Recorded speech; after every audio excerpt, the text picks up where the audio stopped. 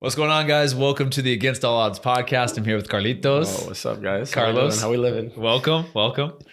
So I'm going to start off with rapid fire questions. All right. Get you worked into the podcast, All right. and then we'll start with your whole story. Sounds like a good warm up. Okay. All right. Well, first, let's roll the intro and let's get started. All right. Full name. Carlos Alberto Saldaña Moreno. Yeah, That's Latino, hermano. You gotta have at least 3 names. That's how you got Crystal, huh? You just said your name and then yeah, just a little flair.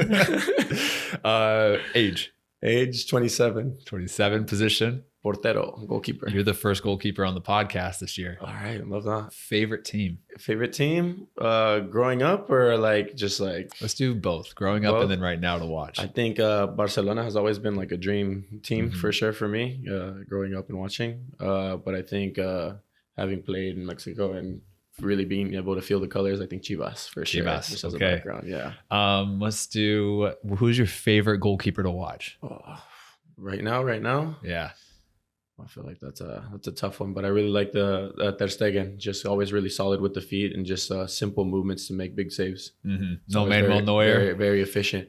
Manuel Neuer is just an OG. I feel like he has his own style that's very difficult to mimic, but just a savage in the net. But I think just Ter Stegen's just makes everything look super clean, super simple when far from it.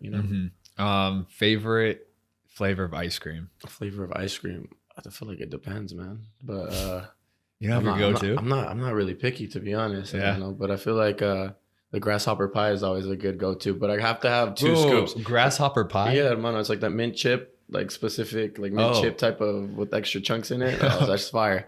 But I always gotta have 2 scoops. If I send it, I full send it, and I gotta have strawberry on the bottom and then whatever chocolate vibe on the top. The strawberry kind of eases me in at the end. If I eat too much chocolate, I gotta have the water and just kind of ruins the dynamic. Like that. That's my favorite thing is just go double down on chocolate and then I get a big glass of ice water and that's it's a good balance for me. I feel like that's too much. I start fucking feeling it in the back of my neck. Favorite cheat meal? Favorite cheat meal? I feel like I gotta go with the big burger. Just always send the burger. Being in Cali, it was always In-N-Out. The cheat day was always the go-to In-N-Out, animal fries, all that good stuff. Yeah. Do you have one here? Still figuring it out, man. I feel like the Detroit style pizza's alright. It's a decent send, but still trying to find the right space where I can full send and then feel like I need to eat healthy the days after that. All week after that. With body fat testing coming up. Is that tomorrow for you? No, I think Friday. I still haven't signed up. I know Maureen's a little pissed off about it. But, I signed up last minute. Okay, Thought it was so optional. you got a few more days of eating healthy before the body fat testing. Supposedly, I'll hop on the bike with the sweatsuit on after.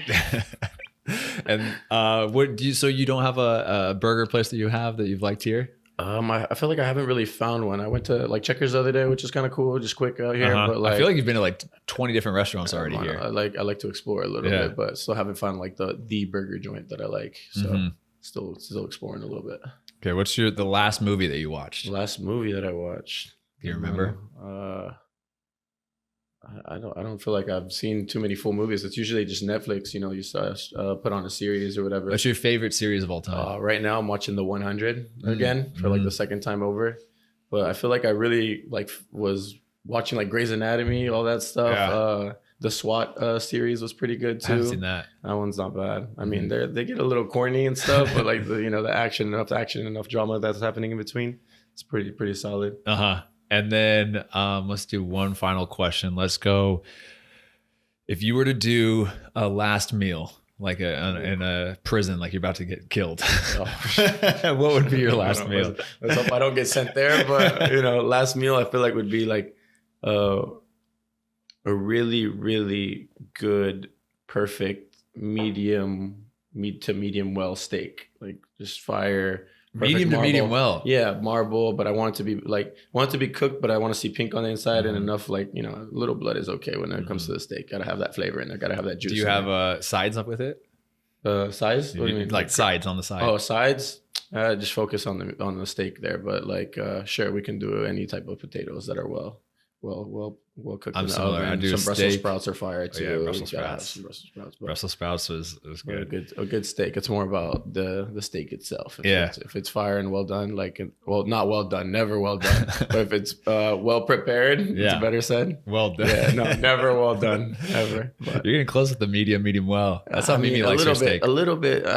Medium is good. Then maybe even I don't mind it to have like that extra juice, the extra blood into it. I like it medium rare. Yeah. Yeah. My sister would get like rare steaks. Yeah. Like wants it like cold in the middle. Straight out of the freezer. Straight off the cow. Have you ever had a like beef tartare, like raw beef? No, not a raw beef. It's like beef carpaccio, I think it's called. Okay, yeah, I've had one of those. Yeah, that's fine. That's fire. Yeah. I don't know, but it's I feel like when it's more meat, especially because I like the when they have a little bit more marble on it, like a little bit more fat on it. So I feel like you have to kind of cook that in a little bit more. Otherwise, I don't know. I just feel like the texture is a little off. Yeah. Okay, I have one more question now too. Ideal dream off day. Oh, we've been talking about this one for a minute.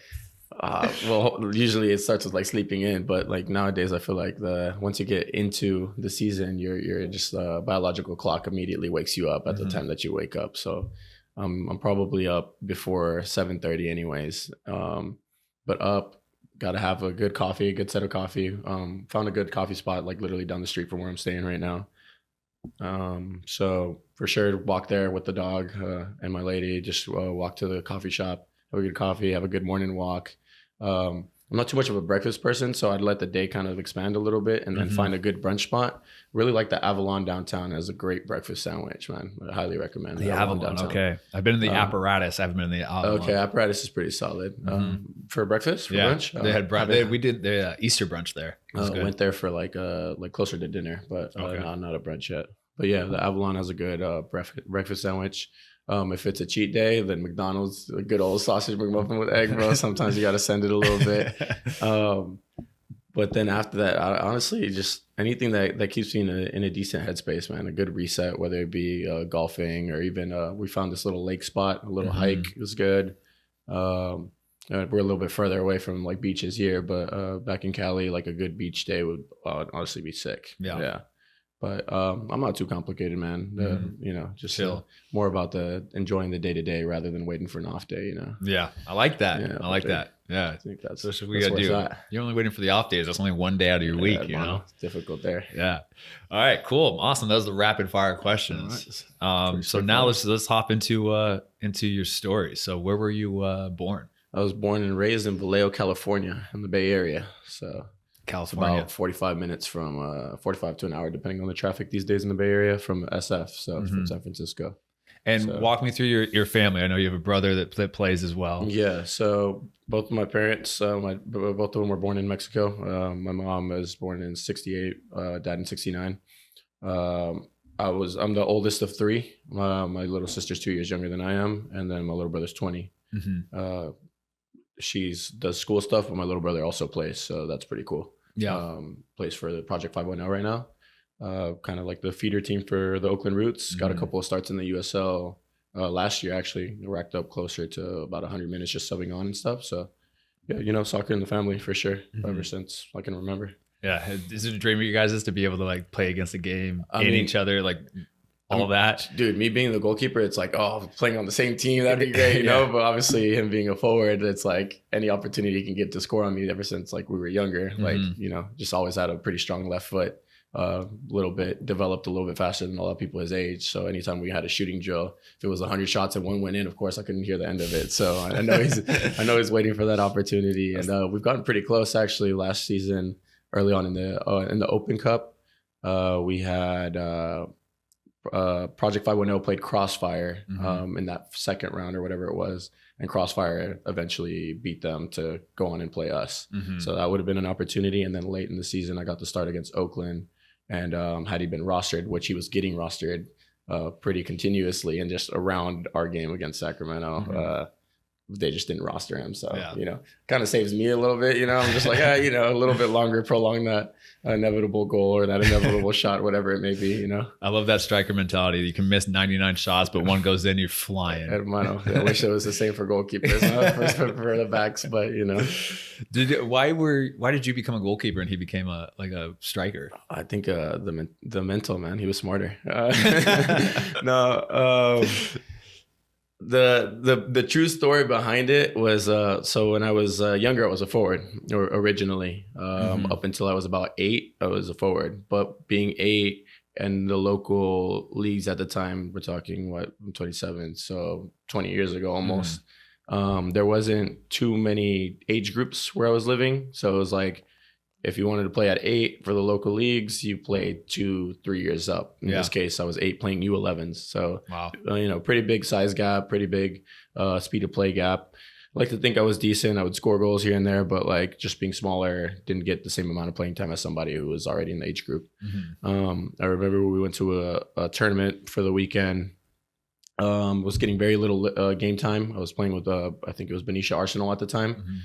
And, keeper eventually tries to make a save, hits himself on the post, exaggerates it. We already know this guy. I think his name was Steven. We already know this guy, Steven, didn't want to be in the net. He had been complaining about it. And my dad was actually a goalkeeper in like the rec leagues. And, my dad's like always been that guy to hop in the net, put the gloves on, and like never really wanted to follow that path. But he was also kind of tired of seeing me not get the playing time, so he's like, man, just put the gloves on, get in there, kind of like pressuring me from the back of the bench, get in, hop in.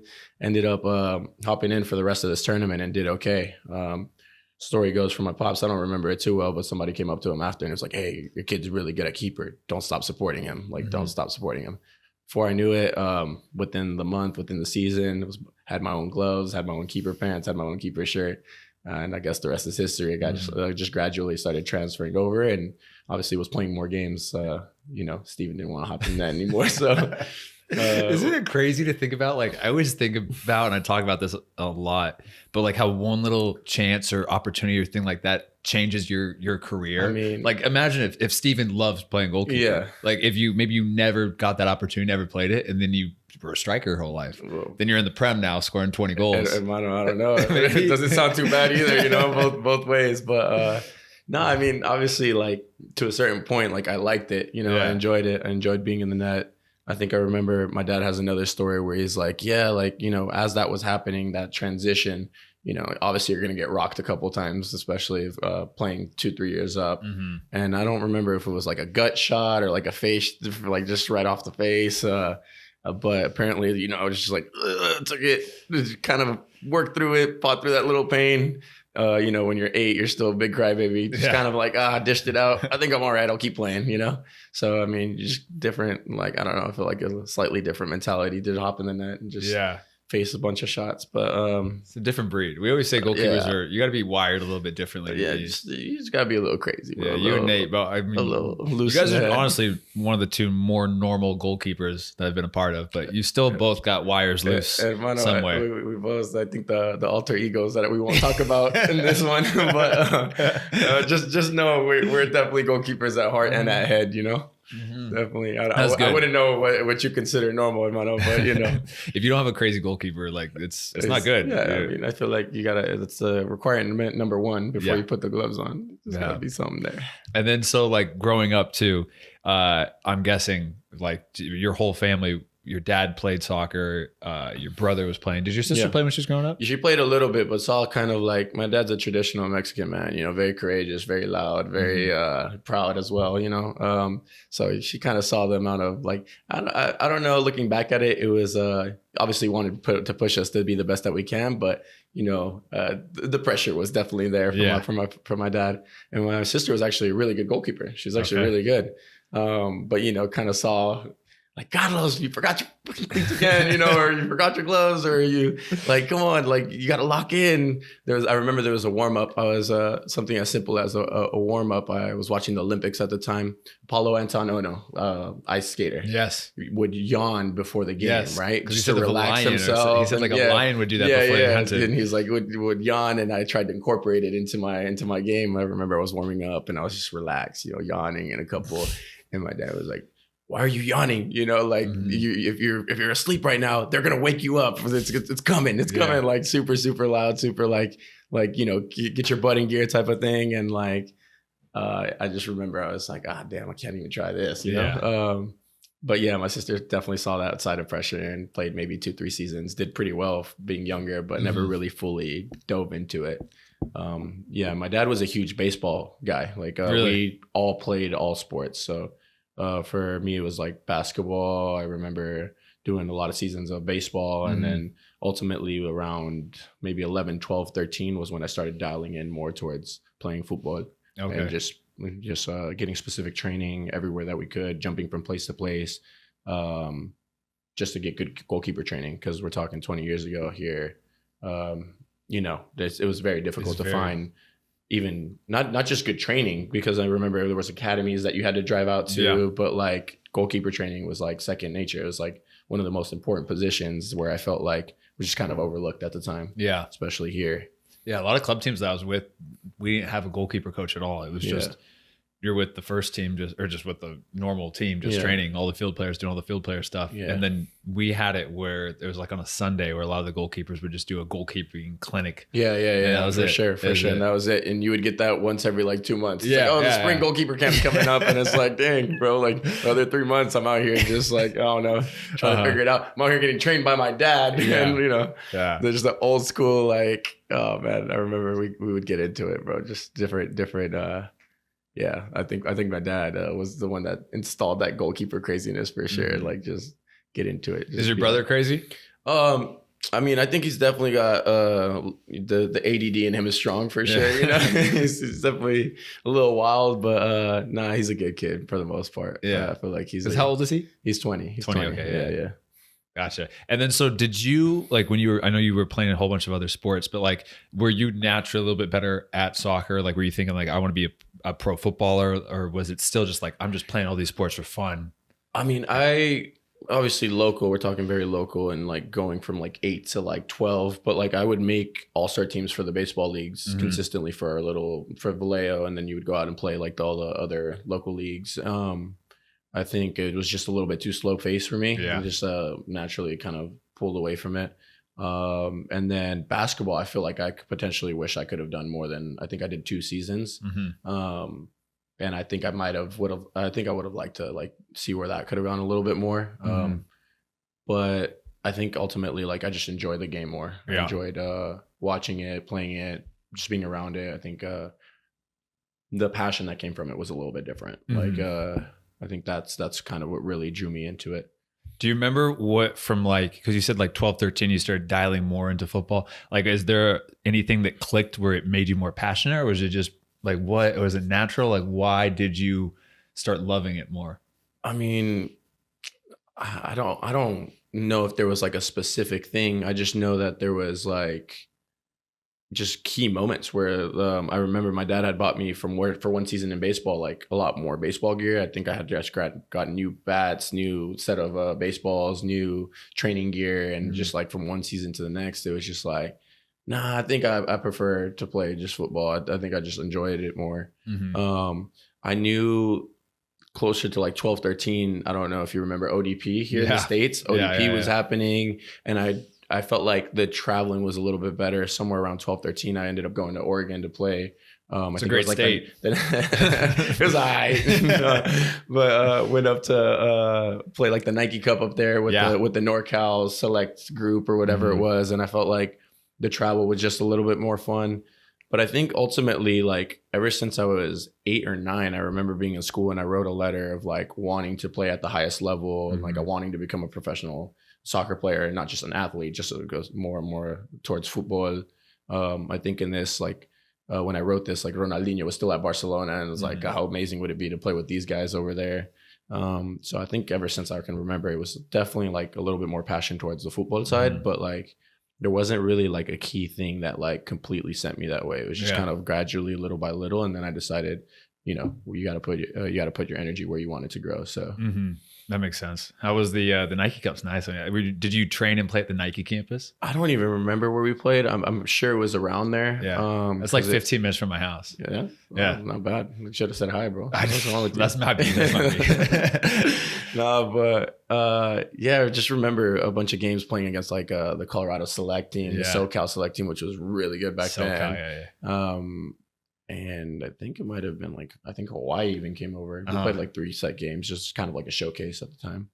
Yeah, but. And then what did your training, because I know you said you were training a lot with your dad and probably your brother as well. What did your training look like from at that age? Were you just going to a park, just getting shots on you, or what were you doing? With my dad, it was very much so like whatever he could like find or kind of pull together. And it was very like, I don't know, just like whatever a dad thinks you should be doing type of vibe. But it quickly led us to butt heads when we were younger. I was like 10 years old, and it was just like my dad's shooting as hard as he can kind of in the area. And like, it's just be like me potentially rebelling out. Like, this isn't what it's supposed to be. And he's like, I don't care. Here comes the next one type of thing. Like there's definitely a lot more clashes between me and my pops. So I think at one point he realized like, and credit to him, he realized like, oh, we need to find something a little bit more specific, especially if I want to preserve like a good relationship with my son and not have him like, potentially like start developing like some kind of hatred or whatever. Yeah. And that man took me to the lengths of all over the Bay Area, man. So I think when I was 11, we were driving to Redwood City to get this specific goalkeeper training at this like Club America camp.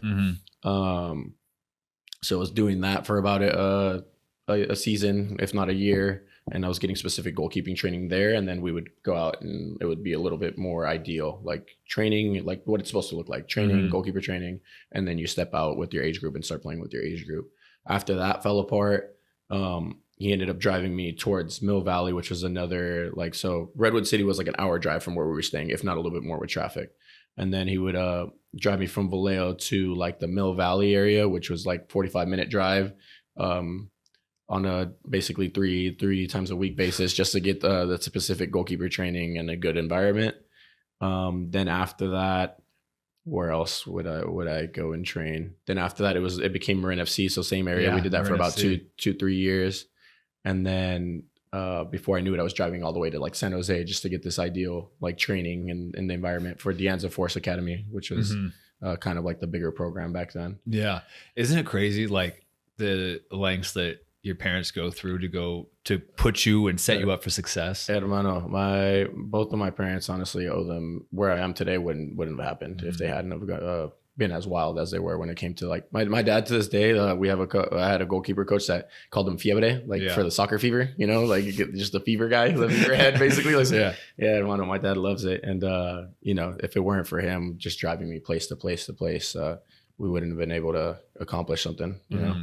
Because it's like he drives 45 minutes an hour to get there, then they have to sit and watch the whole training session, wait, and then drive you all the way back, and then they're working a full-time job as well.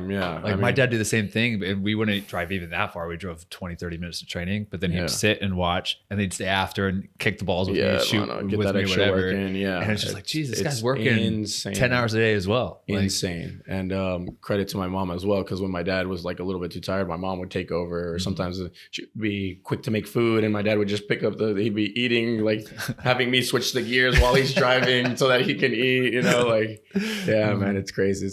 But just a full-blown like complete family effort. Even like my sister kind of being in that middle age gap, like was the one driving my little brother as he progressed to be older and needing to go from place to place, because my dad, as you get older, just less energy, sometimes just everybody rotating, everybody helping out. And honestly, it was just a complete full family effort. To this day, like on my gloves, I wear Able for every person in my family: Angel, Brenda, Luis, and Elena. Just that reminder, like honestly, because if it weren't from a family, just a full group effort, wouldn't be able to even have lived a certain part of my career. We're on year 10 now, but it definitely wouldn't have been even close or even happened potentially. Year 10, that's a lot. Oh, yeah. It's crazy, huh? Yeah, we haven't even got into it yet. We're just talking about the youth. That's awesome. No, it is. I like that little acronym, ABLE. And then so for De Anza, I remember a lot of guys from UC Davis came from that De Anza Academy. Yeah. How did you get set up with that academy and that opportunity? I think my dad was like more often than not was kind of like my agent, like when it came to like kind of figuring out where the programs were, where everything was. But what genuinely happened, I feel like a lot of my pivotal moments come from some kind of whooping, bro, like something difficult that just kind of beats you down. In this case, we were with Marin FC. We were winning everything in the NorCal area, everything on the West Coast. We were winning tournaments after tournaments. We were doing pretty well. You know, they used to have the whole ranking thing. I think we were top 3, maybe top 5 in the nation or whatever. We thought we were untouchable. And we go play this scrimmage against Dianza Force, you know. I think it was same age group, same vibe. And we're thinking, all right, it's going to be a good scrimmage. These guys are an academy. We're still a club team, but it should be a good scrimmage. When I tell you in like, I think we did 3:30s or 3:35-minute halves. And in these 35-minute halves, I got rained on, bro. I think we must have lost the game like 7-1 or something crazy. Then I realized like, that's the standard. That's where I want to be. Find a way to get me there, you know? So before I know it, started transitioning and started getting training sessions with them, and within a span of like maybe a month of training with them and still being with Marin FC after the season ended, then I was able to like completely transfer over and play with Dianza Force and start my, I guess, and your dad kind of was talking to those coaches or talking to for those sure. people. My dad's always been a very social person, and in terms of like my youth career, whenever it was like, okay, we're done learning from this coach or this area or this, whether it was AYSO to the travel team, the local travel team, whether it was a local travel team to that Redwood City little mini academy, whether it was that to Marin FC, just kind of always been looking for the best for his kids, and in this case for me, and kind of always putting me in the right areas where I can grow. So the apple doesn't fall far from the tree, no, with that not at all, social. No, not at all, man. It's definitely where it comes from. That's funny. Is your mom super outgoing? My social mom's like the exact opposite. It's the biggest thing. And, you know, there's always that like, come on, let's go do this. Let's go do that. My mom's like, I'd rather stay home. You know, I'd rather chill. But like my dad is like, man, just super, super social, just super always outgoing, always wanting to do something new and talk to new people and hear new stories. And like the funniest thing is like, you know, he's obviously the first language being Spanish is just like flows and in English, you know, a little bit more of an accent there, but he doesn't care, man. He'll talk to anyone about anything. But that's good. It's definitely that's good honestly the best way to learn a new language too. So you just have to just throw yourself out there and just start talking, man. And that's all he's ever done, honestly. This is amazing. Sometimes I'm like, bro, you just chill, these people just want to eat, you know, you're just over here trying to have a full-blown conversation, you know. But he's over at the restaurant like talking with something. I love him for it. But that's awesome. That's really cool.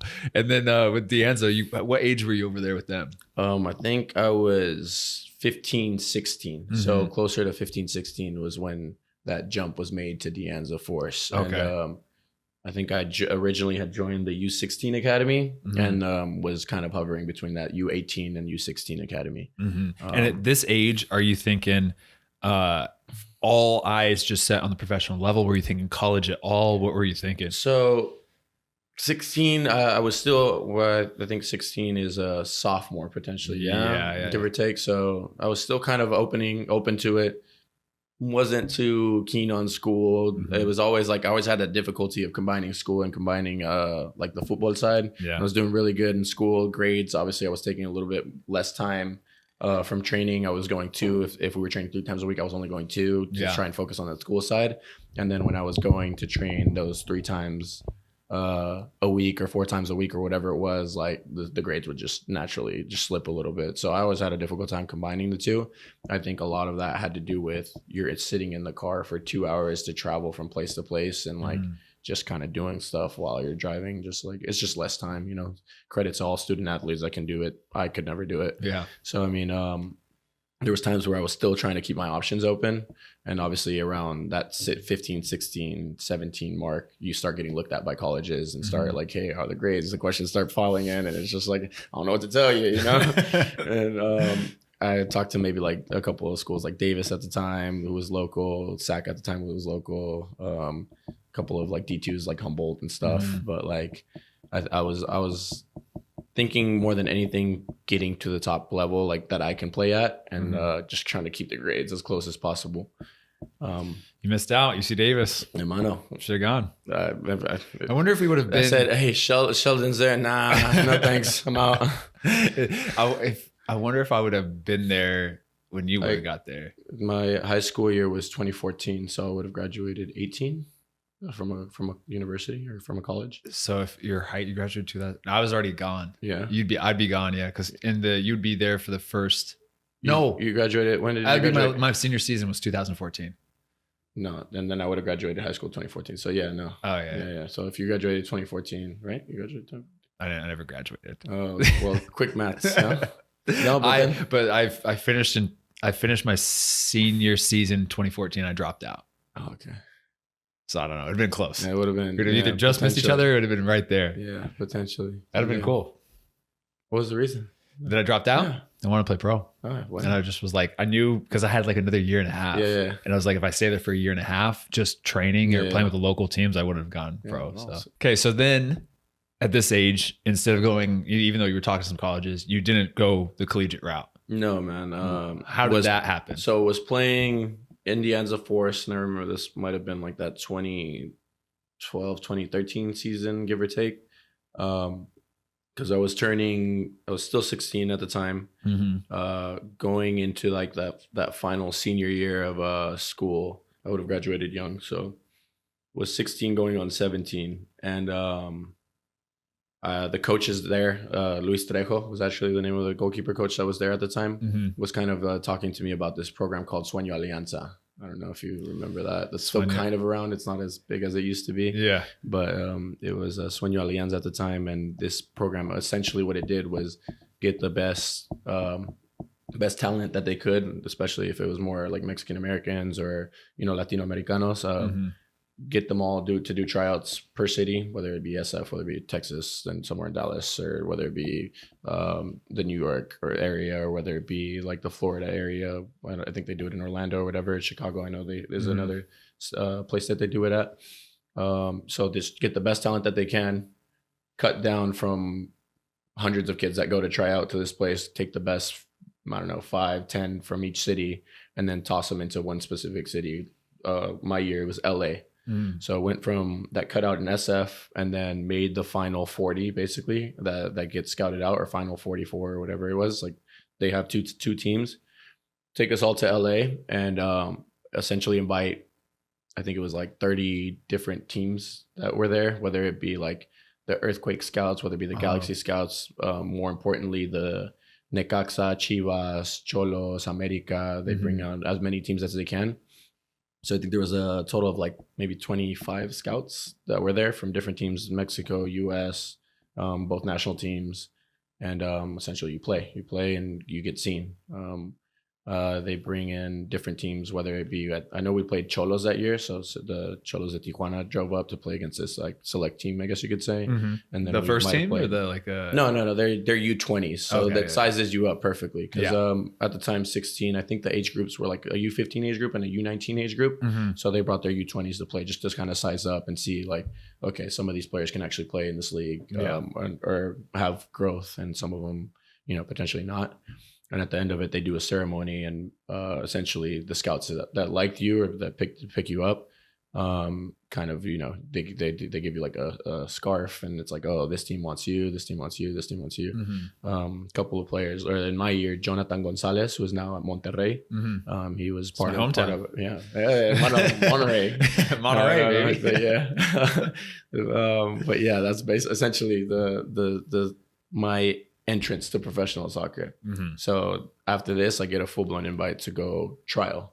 I got picked up I got like recognition from both national teams, but I got picked up and invited by Xolos de Tijuana and Chivas de Guadalajara. So that's kind of my first initial invite, or my first kind of trial in a professional or borderline professional environment. How was your nerves going into this thing? Because you would just been playing Danza like academy level, and high school like at the level, and then all of a sudden you go into playing this Sueño Alianza, and like that's pretty crazy. Progression. I think especially when you're younger, I feel like there's like when you find yourself a little bit, and I found myself, I feel like at a good level. I I felt like I had nothing to lose. Yeah. I felt like it was just out there, you're playing, just do your best and see what happens. You know, I feel like this was the first opportunity to go pro. I don't think the nerves really settled in until maybe 2-3 years later when I realized, oh, I'm in the middle of this, you know. But like this specifically, I feel like it was like, what do I have to lose? Yeah. Like worst case scenario, like then I have to go back to school and try to get my grades going. But like this was like my first real opportunity at potentially doing exactly what I wanted to do. So I don't think I remember having too many nerves. It was just go out there and play. Yeah. It's kind of funny. Like when you're younger like that, it's almost like you're like, naive a little bit. And you're kind of just going out there. Yeah. Ignorance is bliss, really. Yeah. It's funny. I think I put way more pressure on myself when I got a little bit older. And then finally, when you kind of establish your career, it settles down again. But same thing. I was young, dumb, naive, had no idea what was going on. Yeah, I feel that one for sure. So Chivas and Xolos were the teams that were interested. Definitely. Yeah. So I guess that being what had happened, I remember I turned 17 away from home. So after this had all happened and we tried to settle out flights and everything, I flew into Tijuana. Well, actually, I took a train down. Okay. Long story short, my parents like wanted me to stay in school, but I wanted to go do this, and I was stirring up a storm at the house, like to make sure that they were going to give me this opportunity to go down. Like I might have said some pretty like like just some dumb kid things, some dickhead things, man. But it worked. So it worked. My parents were like, yeah, all right, man, we got to let him go. Like if this is what he wants to do and throw his life away and everything. Obviously they were supportive, but to a certain point they had both felt that school and taking the normal path was probably the better way to go. But I remember within the span of like trials to, I know I'm going to get an opportunity to go down to Mexico and trial and potentially do what I want to do. I stopped going to school, man. I stopped. Yeah, it was my senior year. I stopped going to school. Wasn't showing up to a couple classes. Was just like not trying, not doing tests. Made it as clear cut as possible that this was my only option. And if you guys don't send me, I think I might have said something along those lines. If you guys don't send me, it'll be your fault. Like I was basically like, man, just like, young, dumb, and full send. We knew what I wanted to do, regardless of what it would cost to get there. Yeah, I think it's crazy. Like it's a big risk. Like looking back at it, bro, huge. Like you think about you're now 27 or 28? Yeah, 27. 27. Still, thinking back to that age, like it is a big risk to just send them into Mexico. Good thing it wasn't my kids. My dad and my mom had a lot of patience. You know, that was my kid. I might smack him up a little bit. I'm surprised I didn't. I got a couple, but so they wanted you to go to school. Yeah, they wanted you to stay here, but you kind of rebelled and you kind of almost forced this opportunity. I forced the hand for sure. I knew I purposely started like failing classes and not showing up and not taking tests and everything. And when this opportunity comes up, like, hey, these are the weeks we want you to come in and trial. I made it so that like they had no other choice, but they made it as hard as possible. They made me. It was a train down from Martinez Train Factory to LA, and then a bus from LA to San Diego, and then my uncle picked me up in San Diego and took me over to Tijuana. Yeah, hermano. At the time, it looked like a almost like an orphanage, man. Like bunk beds into a small room. We was maybe like 10 players to like a room. So it was crowded. It was crowded. They set you up there? Yeah, their Casa Club at the time, which is like where they dorm the guys at the time, was just not there yet. Tijuana was one of like the newer clubs, just didn't really have it going just yet. From what I've been told, it's a lot nicer now, but at the time it was just like, it was like, all right, man, if I'm going to be playing what I'm going to be doing, I mean, I guess we'll do it. But looking back at it, like, I'm glad it went the way it went. I trialed for a week there. Already knew that I was going to go to Chivas after. I think being a young, dumb kid, I might have said something. And one of the coaches was pissed. He's like, if you're going to go to Chivas, just go right now then, type of thing. Like, I was just like, damn, I'm in a pro environment. That was like my first wake-up call, I think. That was I was talking with one of the other goalkeepers, like, yeah, man, because of the program, I'll be here a week, and then I'm going to go down to Chivas. One of the coaches overheard and was like, well, then get the fuck, get out right now. What are you doing here? And I was kind of like, okay, now I got to be careful. Lesson learned. Lesson learned for sure. I had to go apologize to the coach. Like, no, I'm looking for a spot and I want to close out the week. Closed out the week, but still left at Chivas, Did 2 weeks of trial down there where I turned 17. So this was like that late in that year. And yeah, did the best I could, worked double sessions while I was there, talked to all the coaches, learned from what had happened in Tijuana to try and be better in Guadalajara. The Casa Blue was nicer. They had chefs there. It was just cleaner. Everything was just a lot better in terms of just the stability that they had for their younger players at the time. So yeah, just enjoyed those 2 weeks, tried to train my butt off. Was there at the time with the goalkeeper that was playing the U17 World Cup, Raul Gudinho, Toño Torres, who was also, Chivas had 2 keepers my age group going to the Youth World Cup. Wow. So, you know, it was just top level, what I was competing against. And kind of went home honestly unsure of what was going to potentially happen. Did you go bus, train all the way back up, or what did you do? No, man, I mean, I wouldn't have been surprised, but no, my parents were like, all right, he's already down here. Let's just get him back home, you know? Yeah, so flew back from Guadalajara back home, and I was kind of unsure of what was going to happen. So as soon as I got back, did my best to try and rescue a couple of grades, to close out the semester as good as I could. But it was that December 2013 that I got the call and the emails and everything that they wanted me to come back in 2014 and sign and give my first professional youth contract and, you know, go from there. Okay. And it was for the professional youth contract for this, do you get some sort of salary with that? Yeah. So it being Mexico, I think at the time it wasn't, you know, compared to, you know, what a good something to live off of is. Yeah. It wasn't much. I think I had signed for a 3rd division contract in Mexico. So it was like just pesos, you know. But obviously the club takes care of you. They house you, they dorm you, they give you food. All 3 meals are always there. They had a cafeteria. So that none of that was really a worry. Essentially the money that you made was kind of more so for you. Yeah. So, I mean, I figured it was like the best bet, and it was a professional environment where I could grow and essentially do what you wanted to. You know, and how many years was that contract for? 3-year contract is what they ended up giving me. But yeah, I signed it January 2nd, 2014. Okay. From that moment on, I was, I guess, considered a pro by definition. Did your, were your parents stoked for you at this point when you got it? Or were they like, yeah, go for it? Or were they still thinking like, no, go to college? I mean, the damage was done. Let's just say that the damage with the high school was done. So I became another statistic of Vallejo High School. Another statistic. You know, another Vallejo kid that just, you know, did the dropout and yeah, you know, stay in school kids, huh? You know, for sure, definitely. Staying in school opens up more opportunities. Yeah, and doing well and getting good grades because you can still go the pro route. Yeah, but yeah, for sure. You know, everybody's path is different. No, for sure. No, but I would definitely, if I could go back and tell the younger me, like, just leave it set up, just in case. You know, you could always go back to it. You could always have it, but you know, ballsy of me, and fully sent. And there was really no other choice at that point. I could have tried to go back in senior year and everything, but like it was pretty clear that that's what I wanted and that's what I was going to do.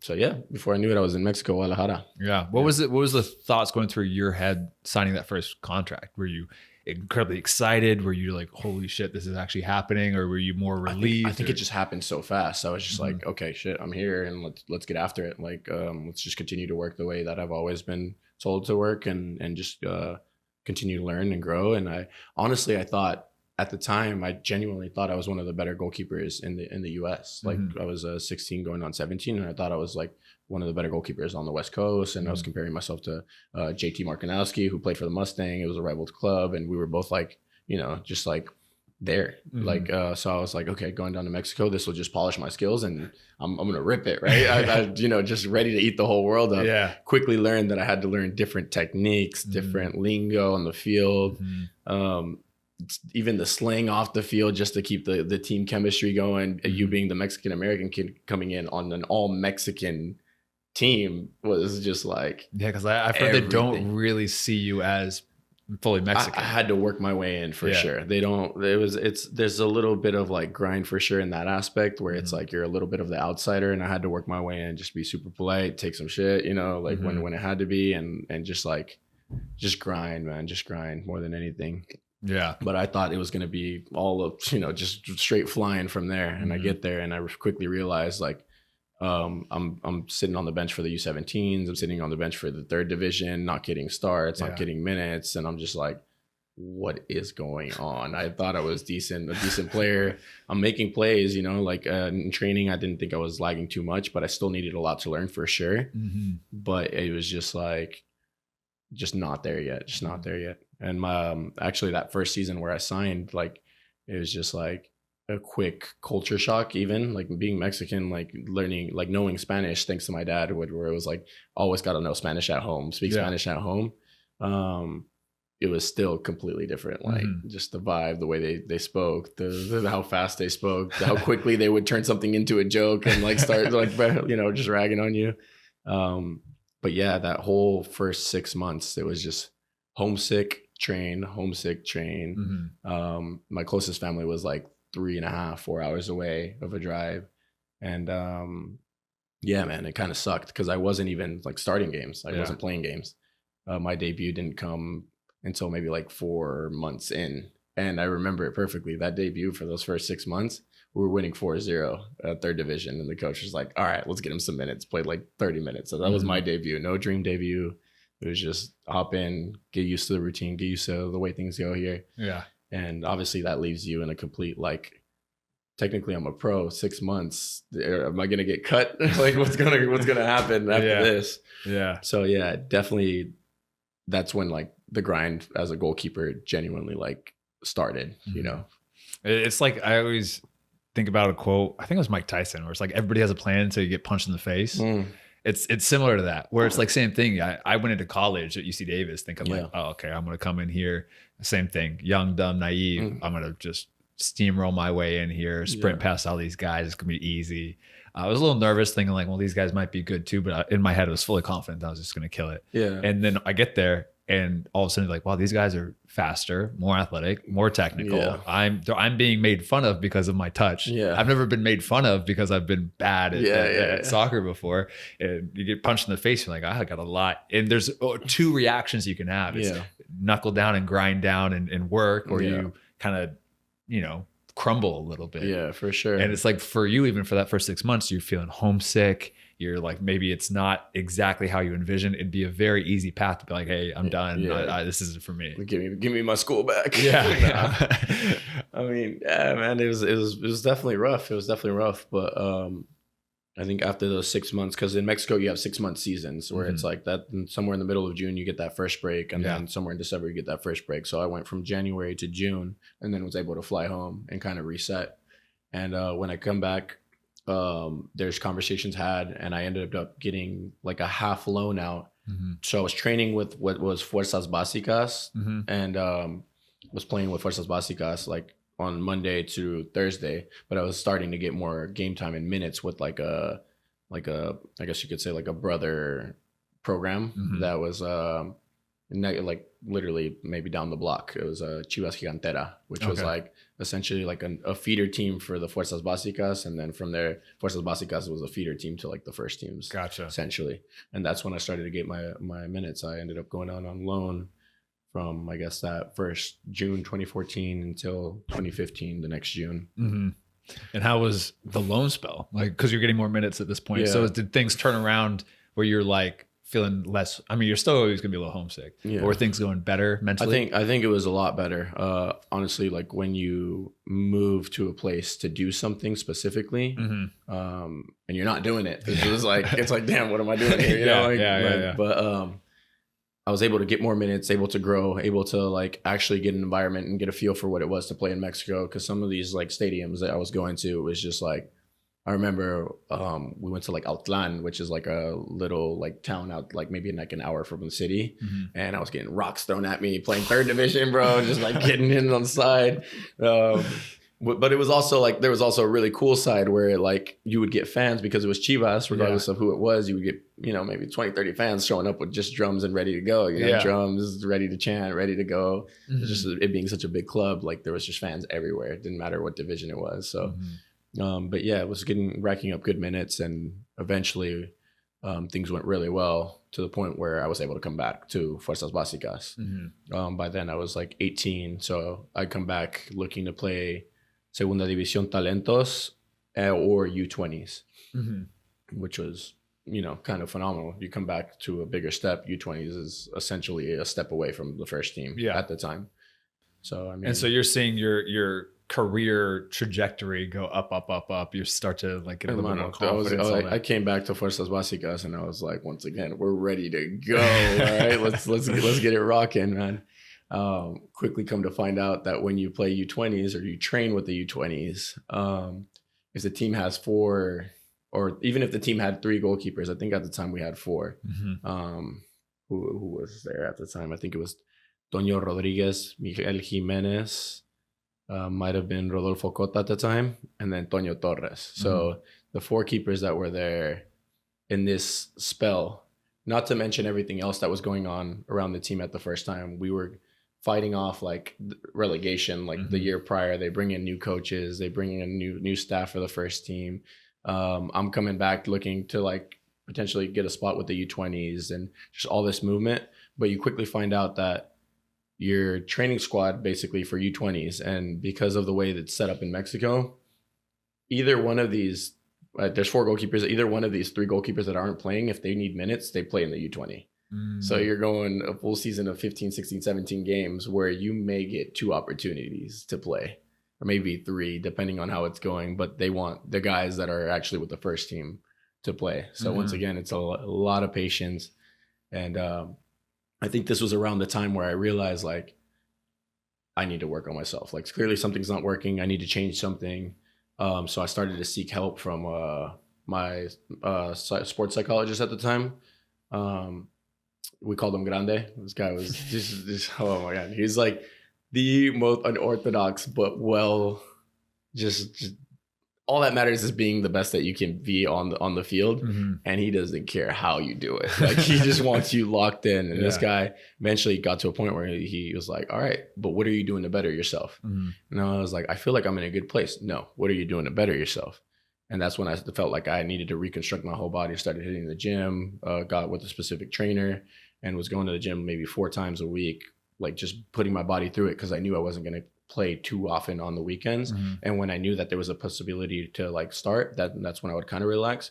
But I think I might have put on, I was a skinny kid. In this season, I think I might have put on like 8 kilos of muscle. Wow. Like, just complete transformation of myself, which eventually led to me getting a couple of starts. And one of these starts, once again, getting punched in the mouth again. I remember it was against Morelia. It was a midweek game. And we go into this game and I'm flying. I'm making saves, doing well. We go into the half 1-1, end up losing the game like 5-1. Yeah, brutal. I remember Toño Rodriguez at the time. He was like, damn, thank God they didn't bring me down for this game. Like, it was like just getting sauced up. But, just always having that grind mentality. I remember it was a Wednesday game. We played that game maybe like 10, 11 a.m. It was just an earlier game because it was the U20s. And in the afternoon, I was back in the gym, just trying to better myself. Ended up playing another game against Pumas, and I did really well, played really well. And these 2 games were enough for these coaches who had just came in, Matias Almeida at the time, the Argentine group that ended up winning 5 championships, enough for them to be like, yeah, this guy's got something, let's bring him up. And long story short, within this like other year of like growth that I was like working on myself, whether it was the fall season and then that January to summer season, might have played like 4 games total. And it was enough to impress the first team coaches and then get an invite to my first preseason. Awesome. Yeah. That's big. How did the first preseason go with the first, I mean, this is your first time training with a fully first team professional team, right? Yeah, man. I mean, obviously. And are you still on your youth professional contract at this point? Yeah, still on the youth U20. Okay. I had gotten renewed. So when I got loaned out and then came back, I had gotten renewed to a U20 youth contract. So obviously growing, but they use that to give you another 3 years, but really to hold you down for another 3 years. Yeah. But I had already gotten like in between all of these games and like only playing a little bit, every now and then they need an extra guy to come up and train. So I'd already been familiar with training with the first team. Gotcha.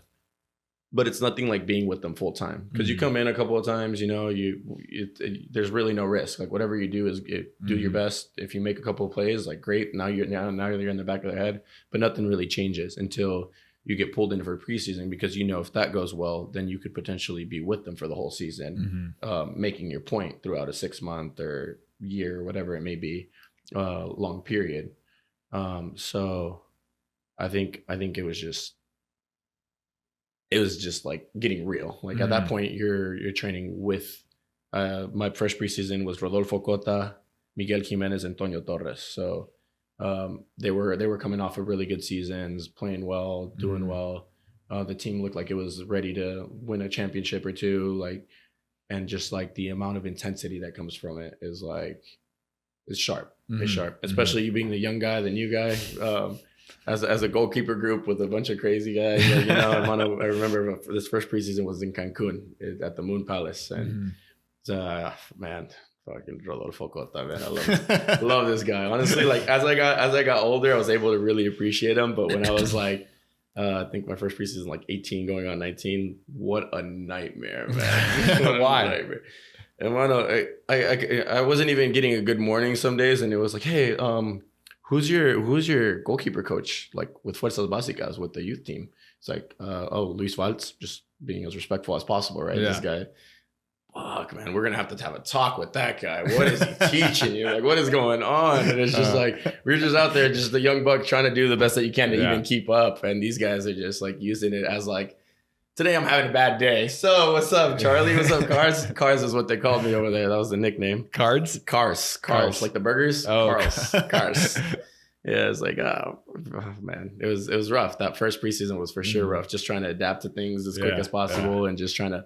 It's just a new standard. Like, obviously you can keep up for a day or two, but now it's that professional standard of holding it Monday to Monday. That's the biggest thing I feel like, is like there's so many players that are good 1-2 days out of the week, and they can really bring it. But then if you go a full season every single day, Monday through Friday, Monday through Monday, every single day, even on the off days that you're coming in doing a little extra work, if you can bring it and be at a consistent level, that sharpness, that's what separates a lot of pros from a lot of guys trying to break in. I think ultimately it's the consistency of it. A lot of people like to say like, I don't need a 10 once every month. Like, we just need a solid 7, 8, like just hold that standard every day. Every day. And then every now and then you can have potential bad day, but every now and then you can also have a worldly of a day. But I think that's where it was very difficult to develop like a certain amount of confidence, when it was like all 3 of the other goalkeepers are just like, just another guy coming through, whatever. At this time, were you still feeling super confident, naive, almost to the point of like how you were just going in every single day, where you were starting to get a little bit more nervous as you're getting older? Hermano, I think going into this preseason, I was super excited. Family was super excited. Everything was great. Having good performances, those few good performances, and like a certain amount of confidence that like I said, when I rebuilt myself, like physically, I think a certain amount of confidence going in was also like huge, was also very huge. But you go into this preseason, and 3 days in, they shave your head. You get punched in the mouth again. I remember it was like I was the only one that was new to the preseason group this year, or this I think it was a December season. And it was like, or it was just me. If it was with the other guys, we're all taking pictures together. The goalkeeper group handled me on the back. I had the Ronaldo patch. Everything else was saved. A little flare, which was like a little flare to the left. And then at the back, they left the C. I don't know if it was a C for Carls. I don't know if it was a C for Cota, who was like, I guess, the main keeper at the time. I don't know if it was a C for Chivas, but they messed me up, bro. And it's hard too, because you're going into these guys that are experienced, confident, and like I said, they're messing with you and doing all this stuff. And it's like, it strengthens you as a player, as a person, everything. But it is really hard to come in as the young guy and handle that, but it helps you in the long run. In the long run, for sure. But in the moment, I was just like, man, fuck all these guys. But yeah, preseason, just made it through. It was 2 weeks there, and then before we knew it, we're back into the routine. Me being the 4th goalkeeper, and being with the group, the whole week consistently.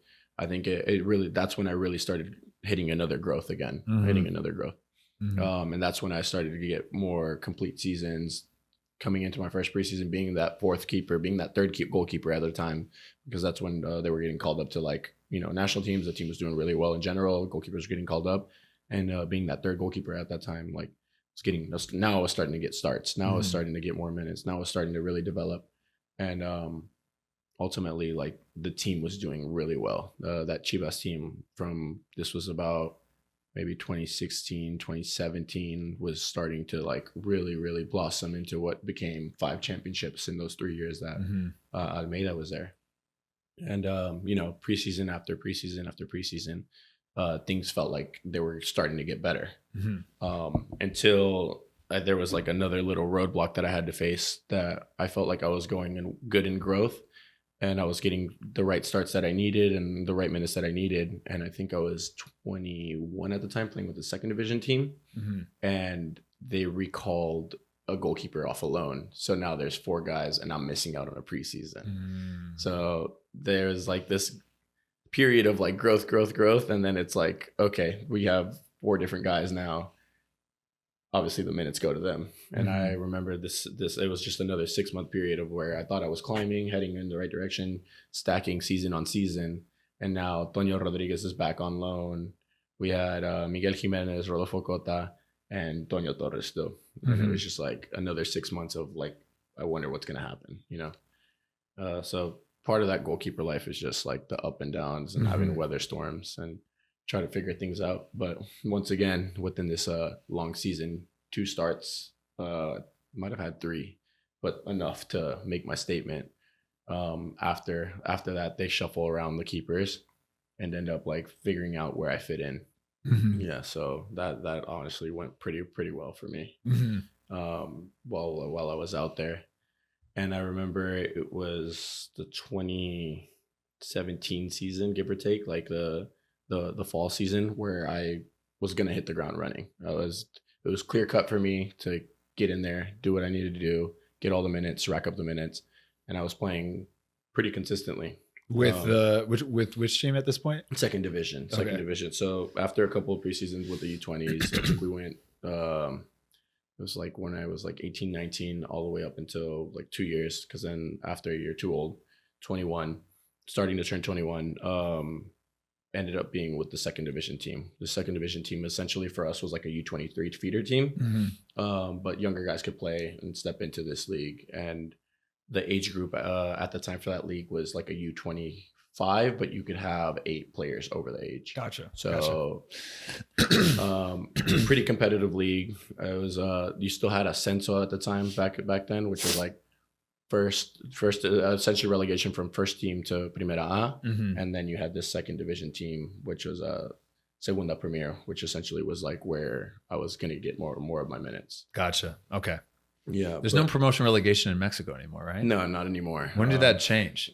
Closer to when I was heading out, maybe like after COVID, during COVID. Okay. Like, no, I think it was after COVID. After COVID, it was like a financial thing that they decided to say. They said it was for the development. I don't, it's always about the money. Of course. The money.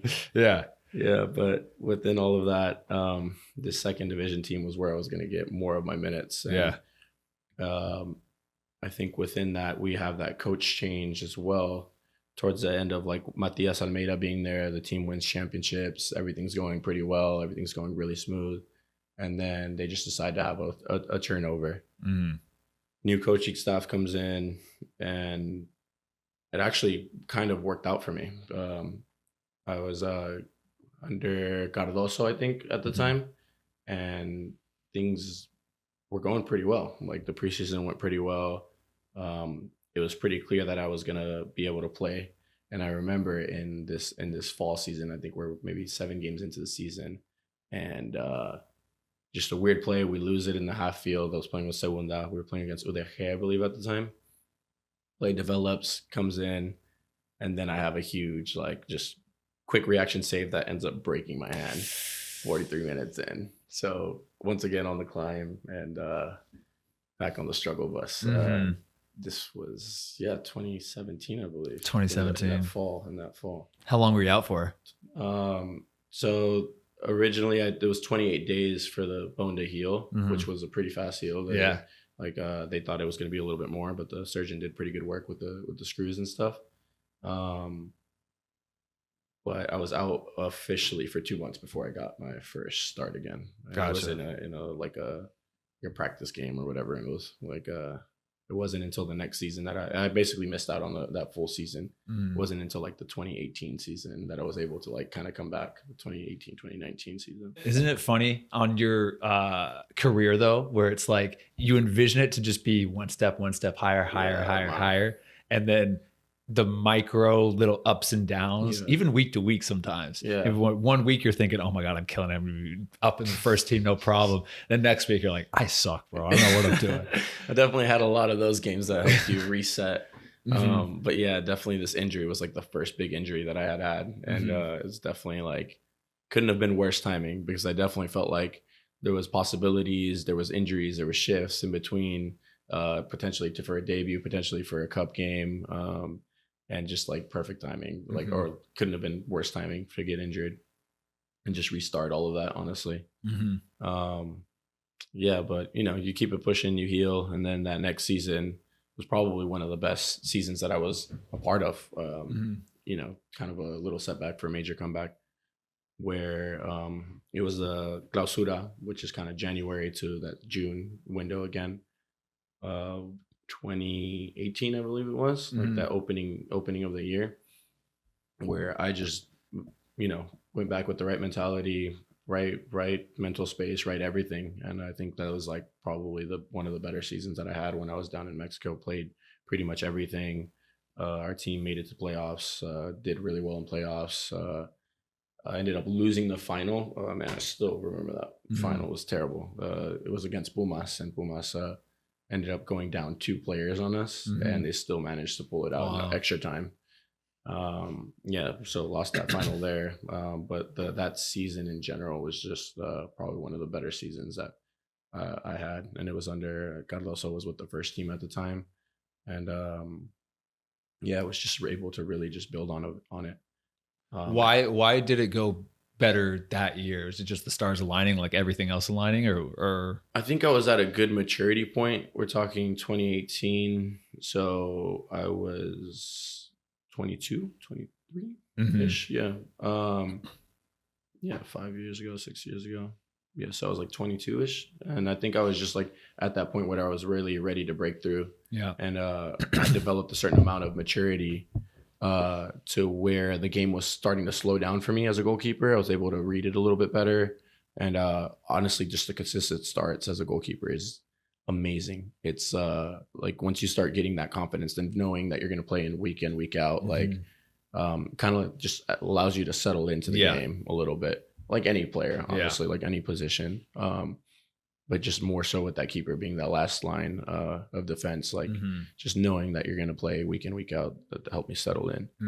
Because it makes you think less about the mistakes and less about what could go wrong. And you're more focused on like the good and things going well and all that. And I feel like, at least for me, when I'm playing week in, week out, everything's going well. I like my mind when I'm playing is just all focused on how can I score? How can I create a chance? How can I go forward? And less on like, don't mess up here. Don't lose the ball here. Don't do this. I mean, you're allowed to play freely, not like just do different things and try different things, whether it be more aggressive, like from my position point, like more aggressive on crosses, more aggressive on cleanup and behind, more aggressive on like just being able to play out freely, picking your passes, more relaxed. And then obviously just adding your own flair of making plays when you need to make plays and make saves when you need to make saves. But yeah, I think definitely less on playing reserved and more on just playing freely and being able to just honestly just do what you do on a day-to-day basis. But yeah, for sure that season was kind of like that big moment and change where things started to come a little bit more naturally. And yeah, honestly had a great season. Yeah. And once you get those, you're just like it feels like everything's just going right, like everything in your life. Yeah, for sure. And things were going pretty good, honestly. As the only change in that was like, instead of like, I guess after that whole, who knows, had we won that championship, maybe it would have changed, maybe we wouldn't. But that whole year or whatever it was kind of just got overlooked as to what I was doing. And then I guess it was an opportunity, but I get the opportunity to get loaned out rather than to stay with the first team. And I ended up getting loaned out after that season to Tepa. Tepatitlan, Deportivo Tepatitlan, which is a not too far from Guadalajara, so it was close to home. I guess you could say close to home base. And it was a good team. It was a good team. They knew what they wanted to do. They had the right players to win that second division league. And honestly, I thought it was going to be the right fit. So I went in, did my last preseason under Tomas Boy. Once again, there was another turnover on the first team. Did that last preseason with him. And before I knew it, I was moving all my stuff to Tepa for this little fall season.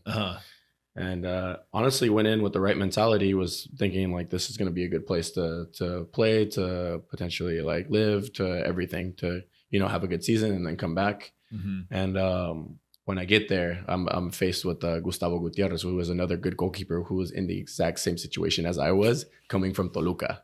Okay. And he was from Tepa. So, you know, once I get there, I'm like, damn, this isn't going to be an easy task. But, you know, we're going to try to weather the storm and try to figure it out as we go. In that preseason when I'm in Tepa, I get injured and pulled a hamstring. We had a really old school coach at the time, Enrique Lopez Sarza, and this guy was something else. Just old school in the fact that you guys were just running, or old school in the fact that I think the shortest training session that we had was maybe 2 hours and 45 minutes. Old school in the sense of like every day was like an on-field gym session with on-field tactics, with on-field football, with just old school. Yeah, old school in the sense of like everything was communicated by yelling, and yeah, just very, very old school. Gotcha. Coach. Yeah, Gotcha. Okay. Yeah, man. And so did you respond well to that coaching style? I mean, I think you get used to, because I've had so many coaches since, especially in Mexico. Like every age group you jump, you get a new coach. And sometimes within, you haven't even jumped an age group and they just do like a quick turnover, a quick switch, and they move people. And I've had you know, different type of coaching styles from everybody. Obviously, there's no perfect coaching style. It doesn't, you know, some fits well with others. But like, I think when you're younger, you don't realize how much importance a good coach is. Like as you get older, you realize like the coaching style that works with you. I prefer coaches to be more straight up with me, be real with me, tell me exactly what it is they feel like isn't working, what is working, what do I need to focus on. And I'll have that direct line of communication with them as well. But when you're younger, you're just like, just another crazy coach, or just another, no, this guy just likes to make me feel like shit, or this guy really like doesn't know how to communicate the right information. It just is what it is, you know?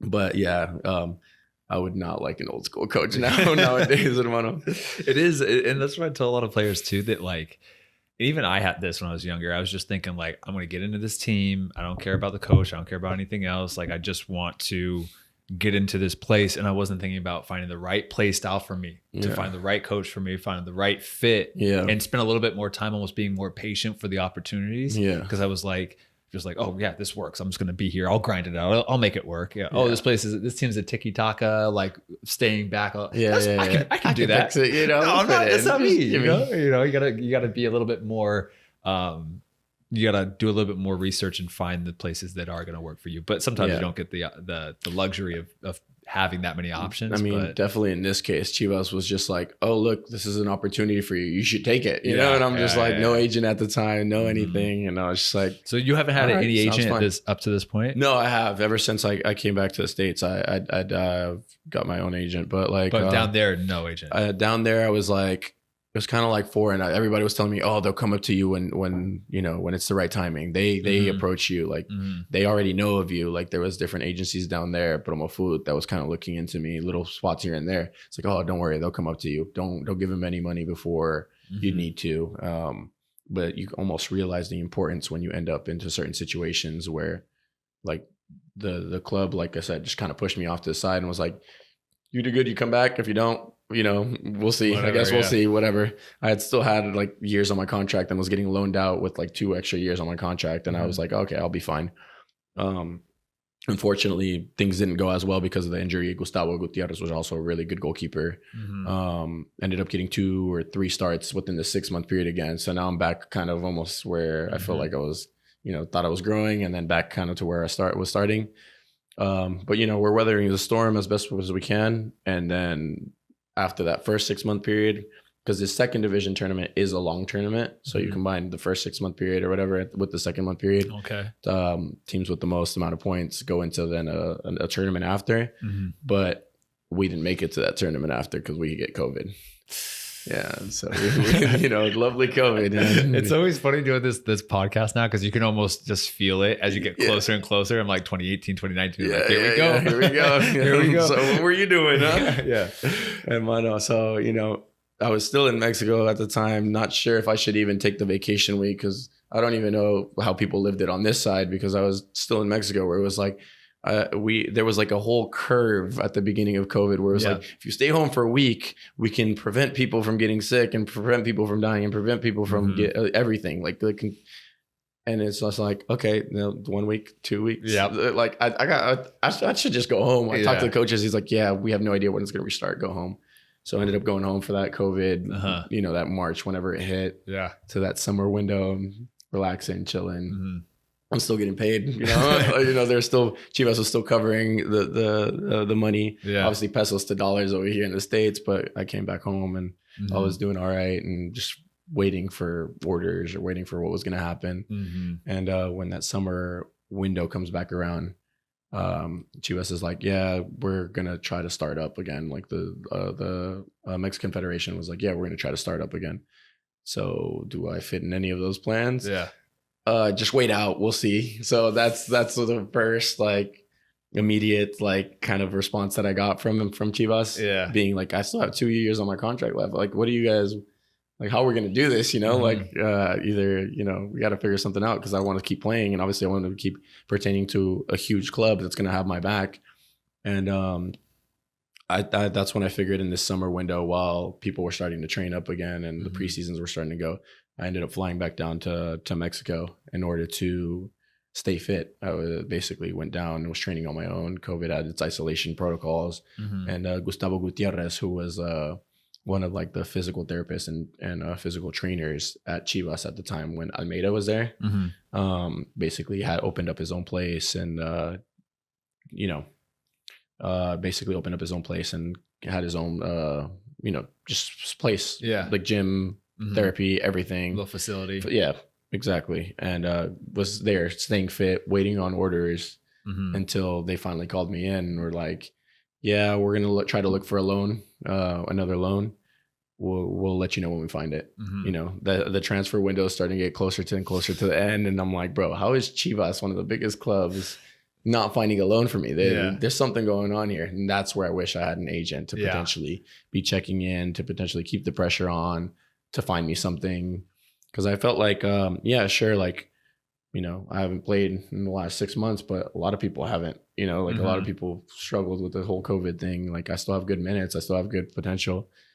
Still relatively young, and it just didn't really happen that way. Before I knew it, it was like, oh, I think you'll get better opportunities if we let you go and then you're a free agent, then you'll find something. I was like, man, like at this point, like, I guess that's what I'm going to have to do, So I ended up signing my release from Chivas. Did you get paid out at all? Or so they paid me out a little bit, but because I was still on that youth contract when I got loaned out, they used that youth contract as like, it was a youth contract that I got paid out on, which wasn't very much to for me to like considerably be like, oh, I'm chilling. I have to figure this out. I have time to figure this out.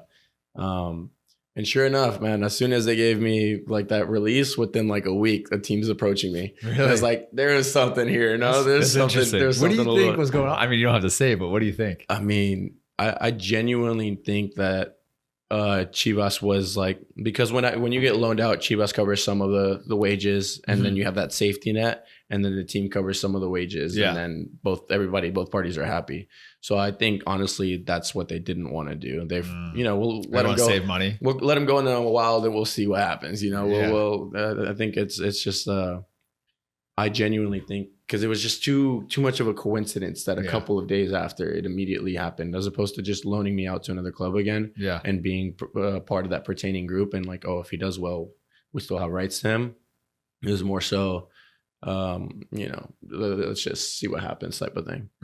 But yeah, sure enough, ended up finding a couple of teams, and by then, getting to that 2020 fall, I believe it was, I was like, I think I'm ready to go home. Like, I think I'm ready to go back to the States. I don't want to sign a year-long contract from summer to summer because the windows in Mexico are a little bit different. So I figured I'd sign a 6-month contract to where I played in Guadalajara 2020. And it was basically pertaining to a team in Guadalajara for like about 6 months towards the end, with the idea of lining up with the MLS or USL calendar and then being a free agent. Yeah. 2021 that's the tough January. part too, with the years are like that are stacked so differently. Because like I had the same problem when I was over in Germany. Yeah. It's like my goal is to play over there until like an opportunity come over in the US, but you're like, well, the US opportunity is gonna be mid-season. Yeah. So it's just a really complicated type thing. Yeah, honestly, it was just like, it almost felt like a gamble because it was like, why don't I just secure this full year? But it's not really feeling like there's much opportunity here. Things were shutting down. The way COVID was reopening things was like at such a slow pace where it was like a lot of teams didn't really have the same wages. And it just honestly felt like I was getting to a point where I was like, I wanted to come back home. I wanted to be closer to family. At the time, just thinking about like a potential future, better to be in the States than in Mexico, especially when you're not at a D1 contract or Liga Bancomer contract. Yeah. So lined it up well, did pretty well in that fall season. Had a couple of games, had a little bit of film, but was in the team that I ended up signing for was in this Liga Balompié, which was like a league that was trying to start up right during or right after COVID to compete with like, the fact that this is when the Ascenso broke down. This is when the Ascension relegation screwed over a lot of players, and like a lot of guys were out of a job. So somebody decided, let's start up this league and give people jobs. And honestly, it was a really competitive league, but it's hard to fill stadiums when COVID has its protocols. You can't get tickets in. TV rights are interesting, especially in Mexico, where Liga Bancomer, the main league, owns a lot of TV rights. And it's like, who's going to want to stream this side league that's gambling on potentially who knows what kind of level they have. Yeah. So was there for 6 months, and eventually I think that league is still kind of going, but it's just they never really projected to what it was, never really got to what it was projected to be. But by then I'm like, this works out perfectly for me. I did my 6 months and now I'm ready to go home. I did my time. Fired through, played through that league, did all right, stayed sharp. Now let's see what we can do in the States, which is kind of like a blessing in disguise, because it was like I'd been in Mexico from 2014, obviously coming back every 6 months and vacation and all of that. Some vacations shorter than others. There was the World Cup summer. We got like almost 21 days, I think, which was amazing. Didn't know what to do with it. And there was some windows where in the summer windows you would be 8 days off and back into it, But yeah, just didn't really. I was just really excited to be home, honestly. Yeah.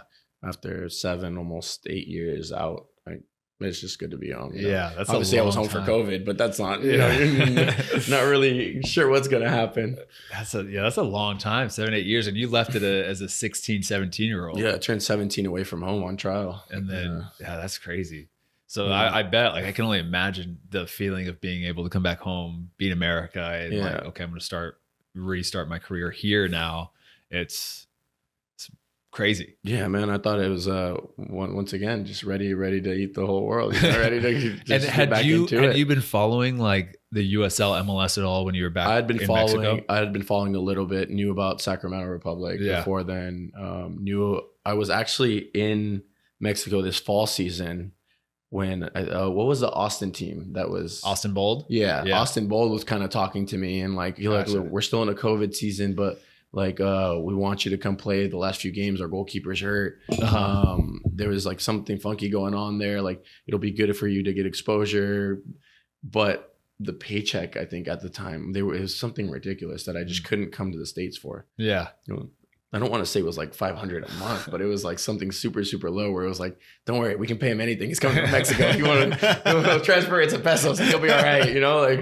Like it was something super ridiculously low where I was like, dude, this is what I want 6 months before I want it. Yeah. But like, the money just didn't make sense. Yeah. And like, I don't know what the housing is like. I don't really have family in Austin. And like, sure, getting starts mid-season. I was still in the preseason phase. I think I was starting a preseason phase with this team that I had signed for when I get this call. And I was like, I'm not even like fully fit right now. Like I'm going in half fit, just see if I can make plays, you know, coming off of COVID, like not being in a training environment. Like it was a huge gamble. I ended up saying no to that, but that put me in touch with like an agent from this side. And like, I was already kind of eyeing everything and seeing like, yeah, I think I could potentially fit in here. I think there's a lot of potential for me to come back to the States and have a job. I mean, I think looking back on it now, like I didn't think it was going to be easy, but I thought it was going to be easy. You know what I'm saying? I was like, dude, I played at Chivas, you know, like I played at Tepa, like I'm a decent goalkeeper. I'm still young. I think I was 25 at the time. Like I was like, surely, like within this whole league, I know they're coming back from their first COVID year and things are going to get better in the league, but surely there's a place for me. There's a fit for me. And I came back and with the, like, you know, talking to my agent and trying to figure out where I was going to fit. And this 2021 season, it wasn't until like February, March, like people are starting to hop into their preseason. People are starting to like sign their teams. And I'm like, yo, bro, like what's going on? Like, is there any gaps? Is there, you know? That's the worst. I've talked about this with, I can't remember who. I think it was Alex. I can't remember. But it was like where you're sitting here and you're just seeing people be signed starting preseason and you're just at home just like training by yourself and training and you're just like, what's going on? Yeah, I mean it's crazy because I like I said, I didn't think it was going to be like easy, but like I for sure thought there was going to be opportunity for me. Like no problem. 2021, you know, people coming back off a COVID year, there's a little bit more money in places. I have a good record, I have good film, like I'm a playmaker. I have all these qualities, like nothing, man, nothing. And I ended up going in to train with like LA Force, which is NISA. And I was like, if this is going to be what I'm going to be doing, I'd rather retire, you know. Came back to the state, came back over here. And my little brother was playing for like the U17 Sacramento Republic Academy at the time. Gotcha. Talked to the coach, went in to train with the U19. And it was just clear, like this 25-year-old growing up playing with the U19s. I'm yelling at all these kids, making plays, whatever it was. And like, it was just clear, like I need some help. Somebody push me towards the right direction. Sure enough, was able to get pushed towards the first team where Matt Glacier at the time, Mark Briggs at the time, I think Colin, I don't remember his last name, was the assistant coach. And like, I just get the opportunity to train with them. They had already had Rafa Diaz signed and Tomas Gomez signed. And then they had a third kid as an academy kid. And I was coming in potentially as a help or potentially finding that extra third roster spot. I wasn't really sure how big the budget was in the States. Dude, most teams only carry 2 goalkeepers. I thought maybe 3. They're not paying this academy kid. So maybe that's where I fit in. Before I know it, we start going. We're in the preseason. I was there for like maybe 2-3 weeks. And like, you know, on trial still. And I felt like I was good enough to compete with the 2 guys that were there, potentially make a roster spot. And it was like, so what's going on? Goalkeeper coach comes and talks to me. He's like, dude, I think you're good. You're solid. But we already have our 2 guys and we have our academy guy who's going to come out to bench if something happens, somebody gets hurt or whatever it is. And, but I can try to make some calls around. It's like, that's good enough for me, man. I ain't got nothing else to do, you know. Like, my income. Well, I was door dashing at the time, man. Oh, you and Maxi was doing that too. Hermano, it was Maxi was talking about with the off season, seeing teams get signed, because he went a full year without a team. Yeah, and he was door dashing during that year. Yeah, hermano, I was trying to figure it out. DoorDash was like everybody was doing it, and I remember when I went down to LA Force, a lot of the guys were like, "Yeah, bro, like." They don't tax you out on it. So like sometimes you can go, if you have 2 apps going at the same time, you can figure out, you know, just you'll be a little late, but you still get double the money, you know? You'll be a little late. I like it, man. Not they are cussing you out and stuff. I was like, where's my damn food? I was like, I left it on the porch, you know? Every now and then you get a free meal. No, I'm just playing. DoorDash. I still do it every now and then. I'm playing. Bro. It was just door dashing to get the finances, training in the mornings and then door dashing in the afternoon. But the problem was I was living in Vallejo. And if you know, Vallejo is still past Davis. Driving all the way to Sac in the mornings is an hour drive. Yeah. Training, hour back, trying to start it up again, spending 6-7 hours in the car. It was a lot. It became a lot to the point where like, I was like, are you guys signing me? Are you guys going to help me find a team? And it was just like, no. We're waiting. Nothing's really opened up. We can't sign you. We don't have the budget. XYZ. I felt like I was training amazing and holding on as much as I could for something to move, something to pop up. And by then, before I knew it, preseason had gone. The first 10 games had gone. We were in the middle of summer and I was still training for free and still trying to stop my finances that I had made in Mexico, which were quickly draining because they were pesos. And then I was staying with at my folks' house and staying at my folks' house. We'll just keep it there. Like basically couch surfing. And yeah, man, I'm just sitting on my mom's couch like, fuck, I think I failed. Like, I think this might get to the point where like I gotta start making some grown man decisions. And it was late that summer where I just like was like, I think this is close to it. Like, I need you guys to tell me, is there any opportunity for me to get signed? Otherwise, I'm going to Cancun on vacation. I need a mental reset. And it was like, yeah, take your vacation. Honestly, man, like the goalkeeper coach, Matt Glacier at the time, he's now at Forward Medicine. Yeah. Amazing guy. Was as real as possible with me. It's like, yeah, dude, like I've been fighting for you, but like, it doesn't look like it's going to happen anytime soon. Go ahead, do what you need to do. So I gradually like just took my vacation late that summer, came back with the reset head and was like, just like, man, okay, we'll give it one more little go. And it wasn't until like, I think it was like August, like somewhere in August where I went in. I remember the last day, Matt Glacier and Mark Briggs were in the parking lot. Consumnes is where we trained. And I was like, yeah, man, I think I'm done. Like, I can't keep doing this. I got to make some decisions. And it just is what it is. Grab my cleats. And that was one of the longest drives home where, what am I going to do? This DoorDash eventually isn't going to do it. I got to figure out other things. Yeah, one of the longest drives home. I remember just this might be it. This might be it. And when it's on your terms, I feel like when anything's on your terms and you can walk away from it, I think that's always good. But I still felt like I had more left in the tank, and I think that was the hardest part, where it was like, no disrespect to the two keepers that were there, but I was like, man, I can play with these guys. I have the level here. The league is a good league, but I feel like I can do something in this league potentially, like I just need the right opportunity, the right minutes. I just need to be signed to a team, like have that chance to compete realistically for a roster spot, not have to like train and then just be like, well, they're starting off the 11v11 at the scrimmage. I got to just wait outside or not get that full experience or that full immersion in like the full training environment in the professional team.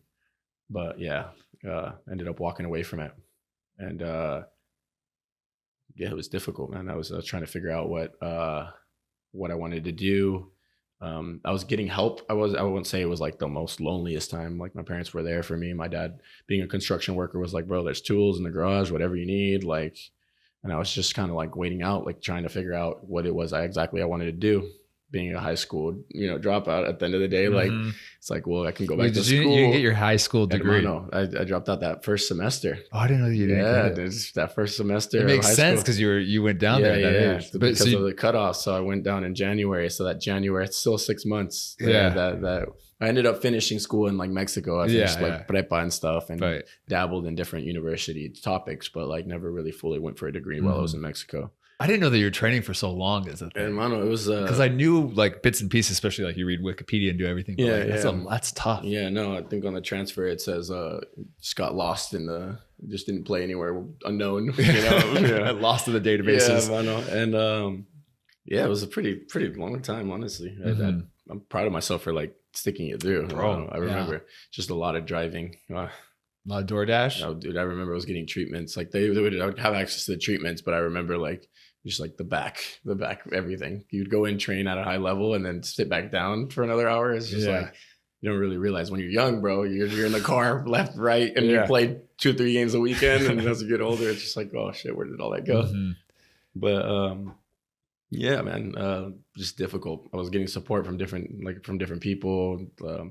These great people from Petaluma. They own a Mi Pueblo restaurant, and they were like, hey, like if you want, we'll help you put up your own restaurant.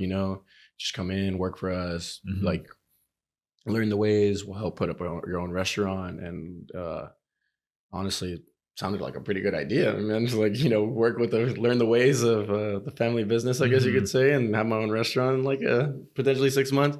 But I don't know. Part of me is just still trying to figure out, couldn't really process it. Didn't really know what I wanted to do.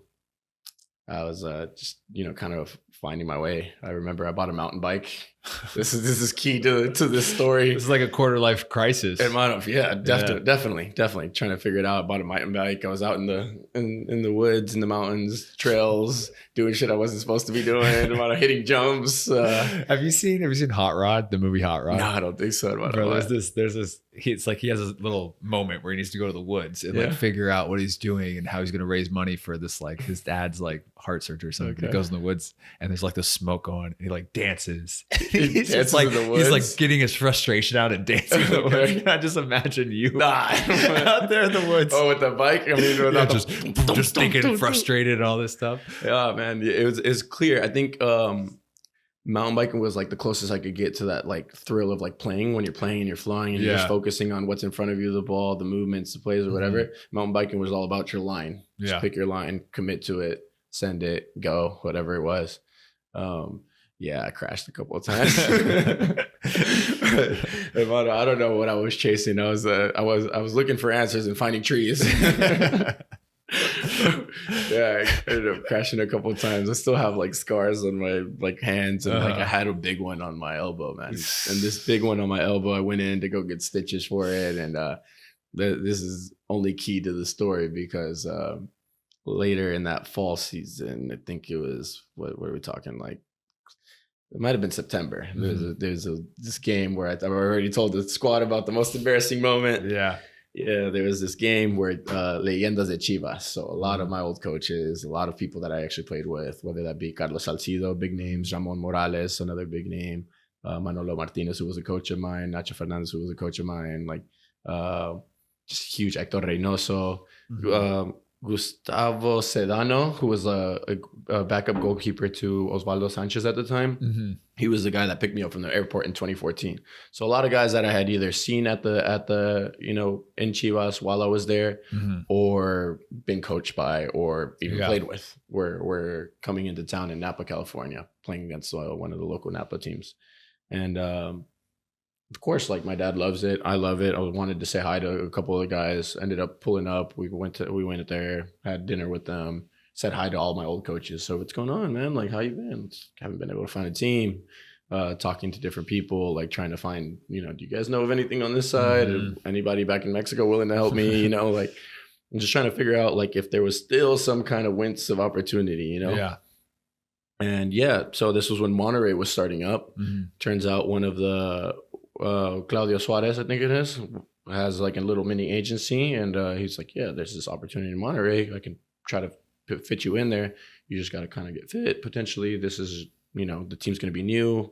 I'll let you know when they start up tryouts, and it could be a good opportunity. New teams always take new players, and it was kind of like a good, it was a good upbringing because it was like a little bit of like the memories of remembrance of like, I played with these guys. These guys are legends. They're like absolute superstars, played at the top level. Yeah. Coached me at the top level.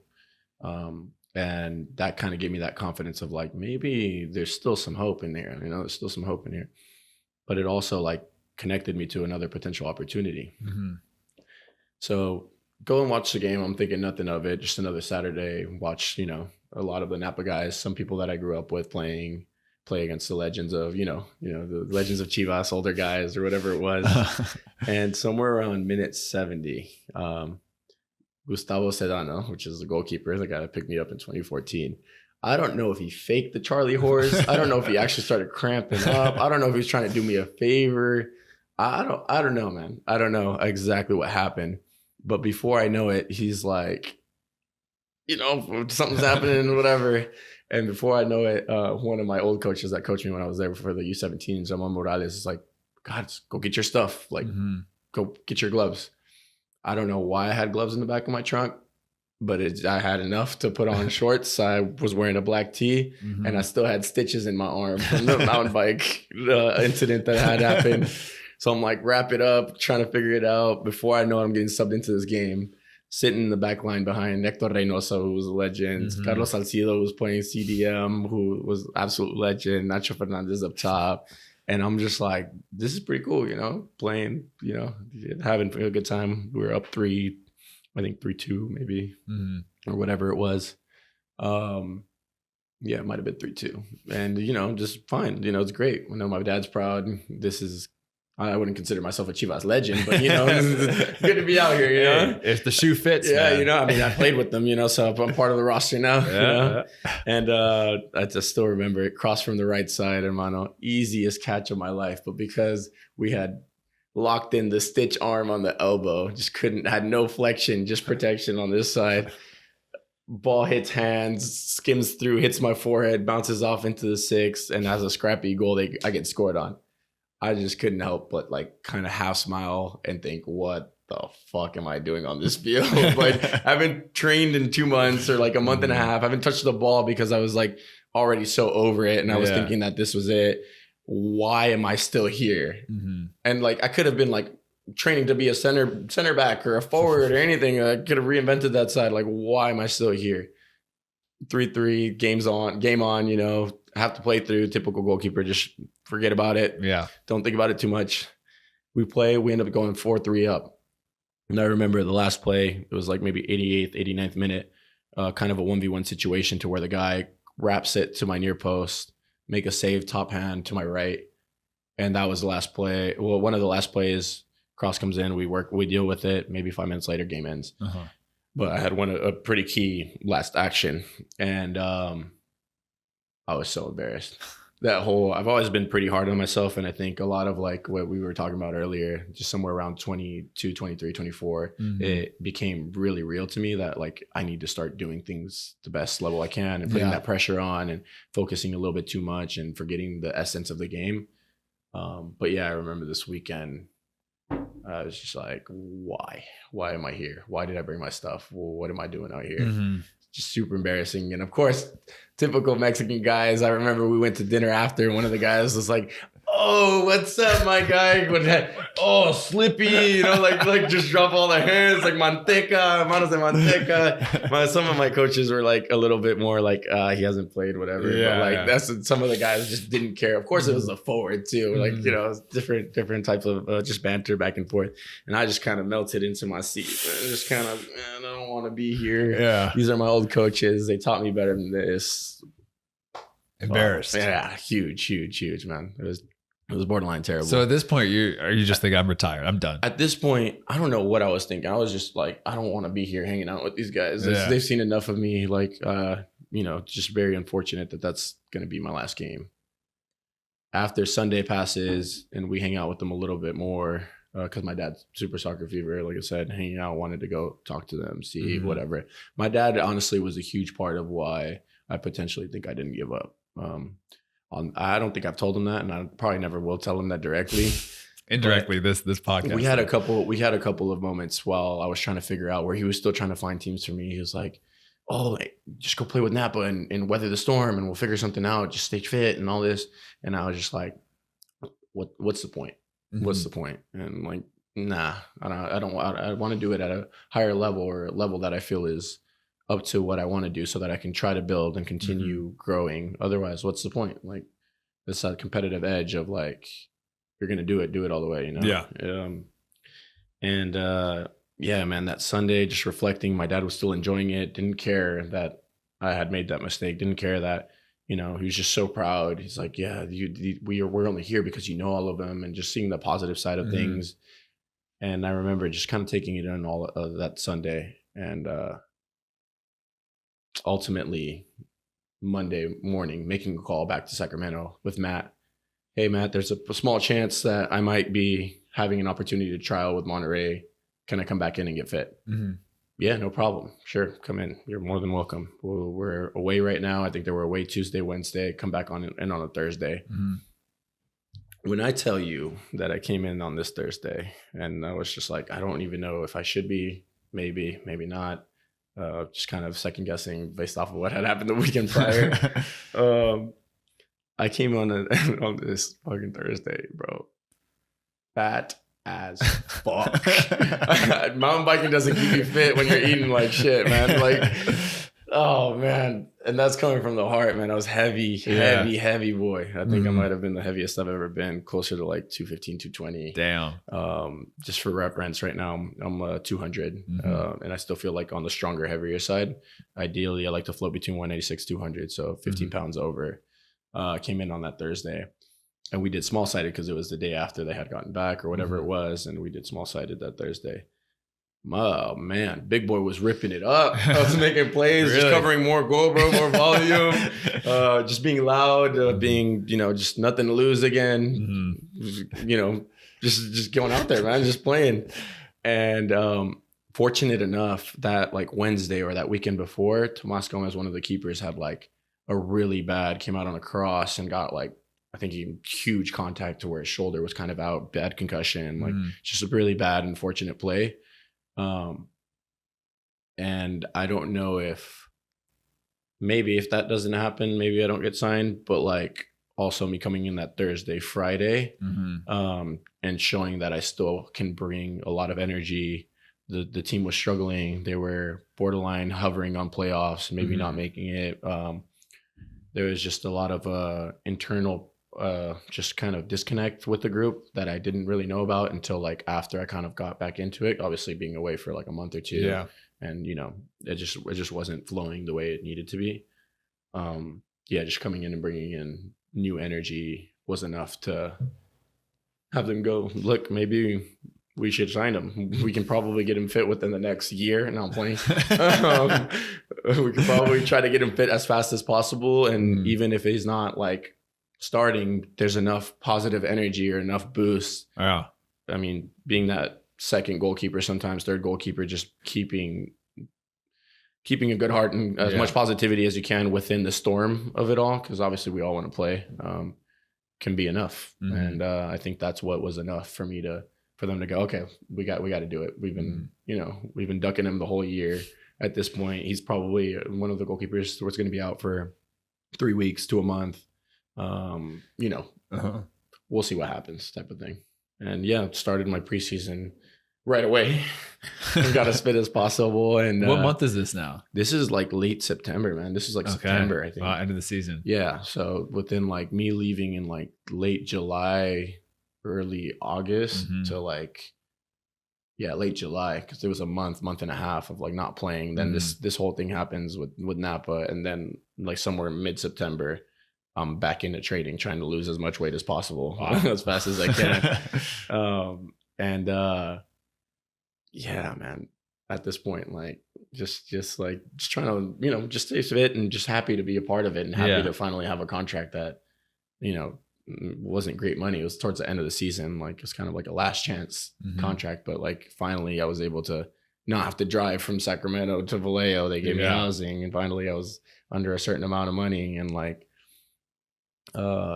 it felt good. It felt good because it was only till the end of the year, but somehow I felt like even if I didn't play, like just me training hard enough would get me an opportunity for the year after, for 2022.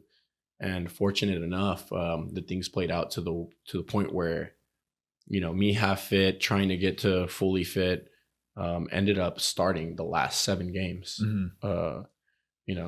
Things just went the way they went, and ended up getting the opportunity to start those last 7 games and try to fight for that last playoff spot. And funny enough, man, like it was just like there was a little bit of a disconnect on the last, like I think we were playing that last second to last game, and we still had an opportunity if we won, and kind of like results went the way and then won the last one. We had Phoenix, who was like top table, I think top 3 at the time. It was just like not looking very, very good for us. And then we had San Diego after that, who always had good teams. And we needed to win both of those. And we needed the Patriots to win. And we needed the Red Wings to like tie the next game +3. Over. You needed the stars to align. And Mercury to be in retrograde. I don't know. But I mean, there was like a slim chance. We go into Phoenix, and we ended up tying that last game. Had a pretty good game, but ended up tying 1-1, and that was it. I'm over here thinking, I'm starting the 7th to last game, 6th to last game, 5th to last game. I'm like, bro, like let's do this. Why not? Give me a dream run right now, you know? But unfortunately, it wasn't so.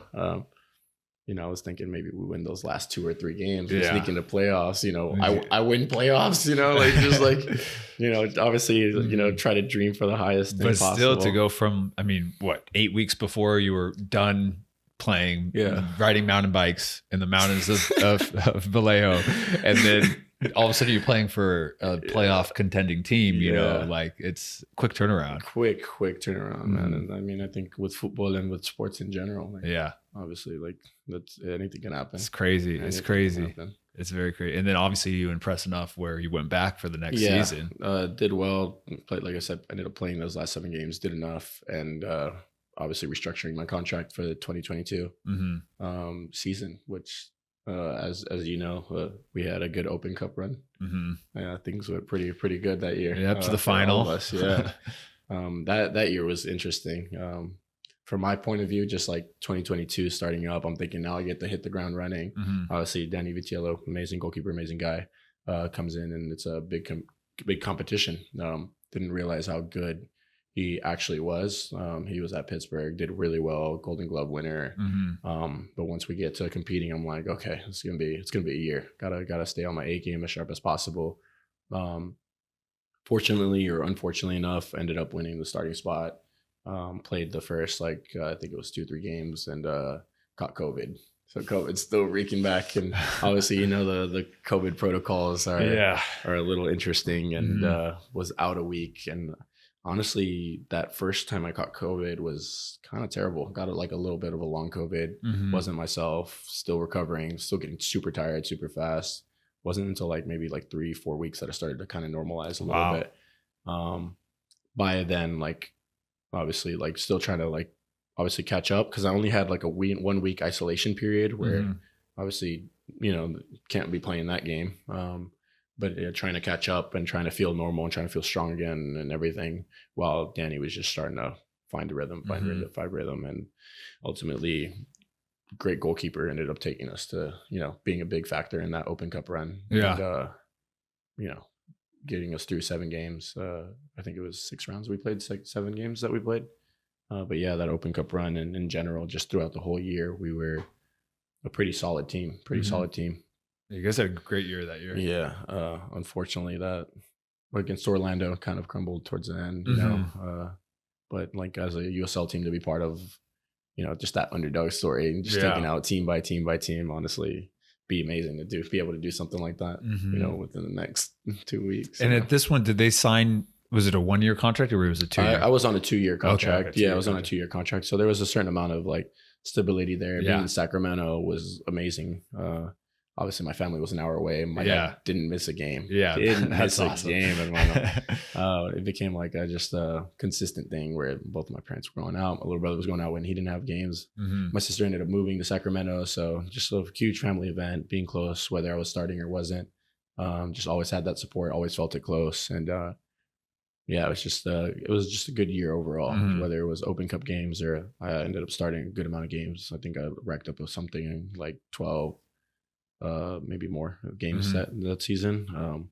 Was hoping to be able to use that to build, and whether it was there or find another opportunity somewhere else to be able to kind of get through, you know. And it's interesting because things start off really good and you're thinking okay, once again, ramping up. And then it's just another, I wouldn't say mediocre middle season, but you know, just not the results that you truly expect from finally it being so bad and not having a contract and now having this possibility to really get going. Wasn't completely so. And you know, obviously it's difficult being a goalkeeper when you're competing with someone else that's doing well and getting you through the rounds, and obviously the winning team is going on an Open Cup run to the final, all the way to the final. It's difficult to kind of weather that storm and just be well, what can I really say? You know, I'm working hard. I'm just as good as a goalkeeper. But you know, sometimes you just, what can you really say when the team's winning, you know? It's tough. It's really tough. But I mean, this all you can do is just focus on yourself. Yeah. And I mean, for the most part, I felt like a lot of the growth that I did in this year was off the field, where it had to be a little bit more mindful, just being mentally aware that, you can't take work home. You know, what's on the field stays on the field. Once you're done, you got to try to like just let go of it. Find other hobbies. I was golfing a lot that year. But yeah, just finding other things to do, leaning on family, finding other activities, and just trying to figure out who, like, because everything I feel like before then had happened so fast, like whether it was a quick turnaround from coach, quick turnaround from seasons, age groups, gaps, whatever it was, COVID, you're not really thinking about yourself. It's just kind of like, okay, we'll see when this ends.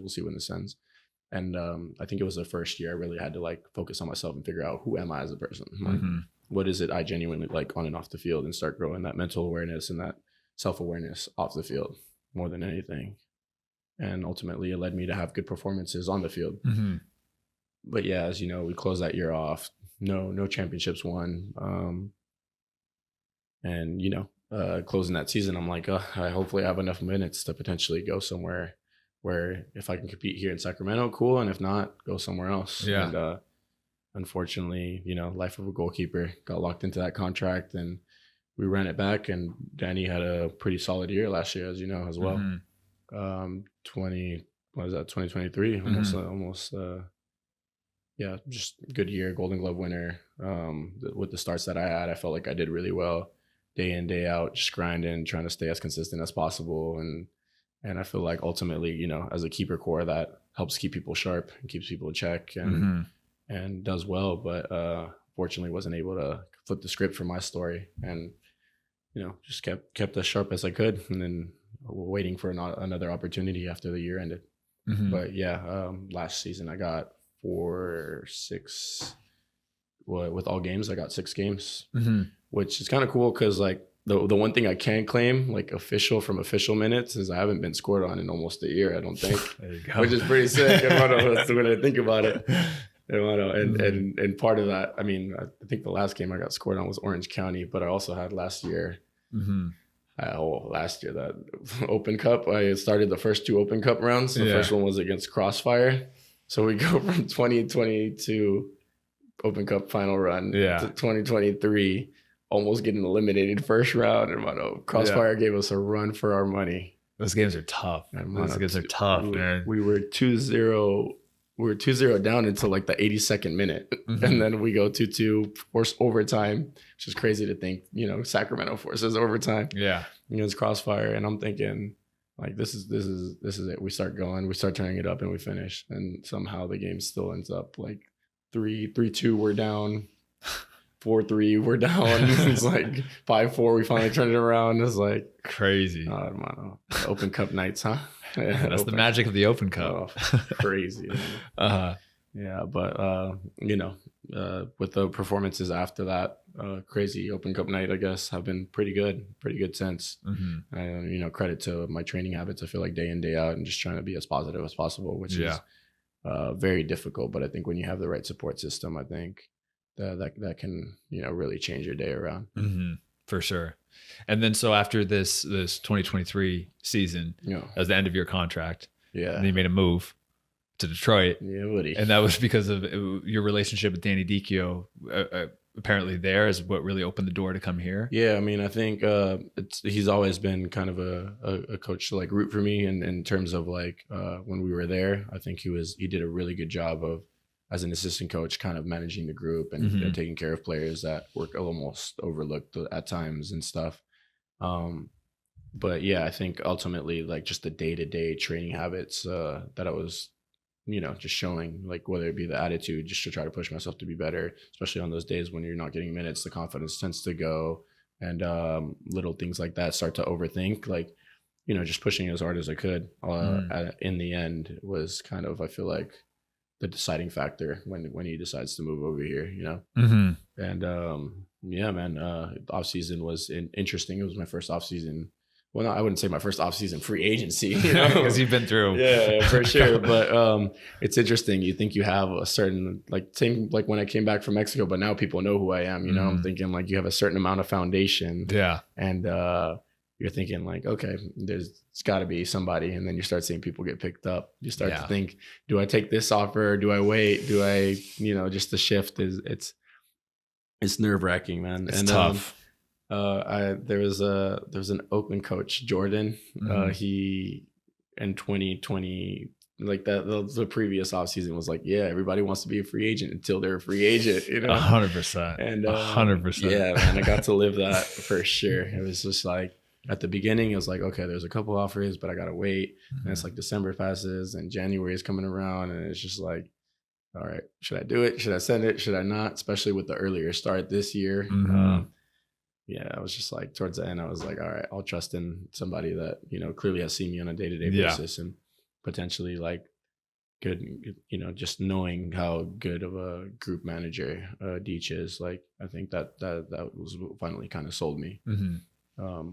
Came to Detroit 2 years ago in the summer and actually really enjoyed the city. So, yeah, man, honestly, that's kind of what sold me in the end. Yeah. And how's the first few months been here for you?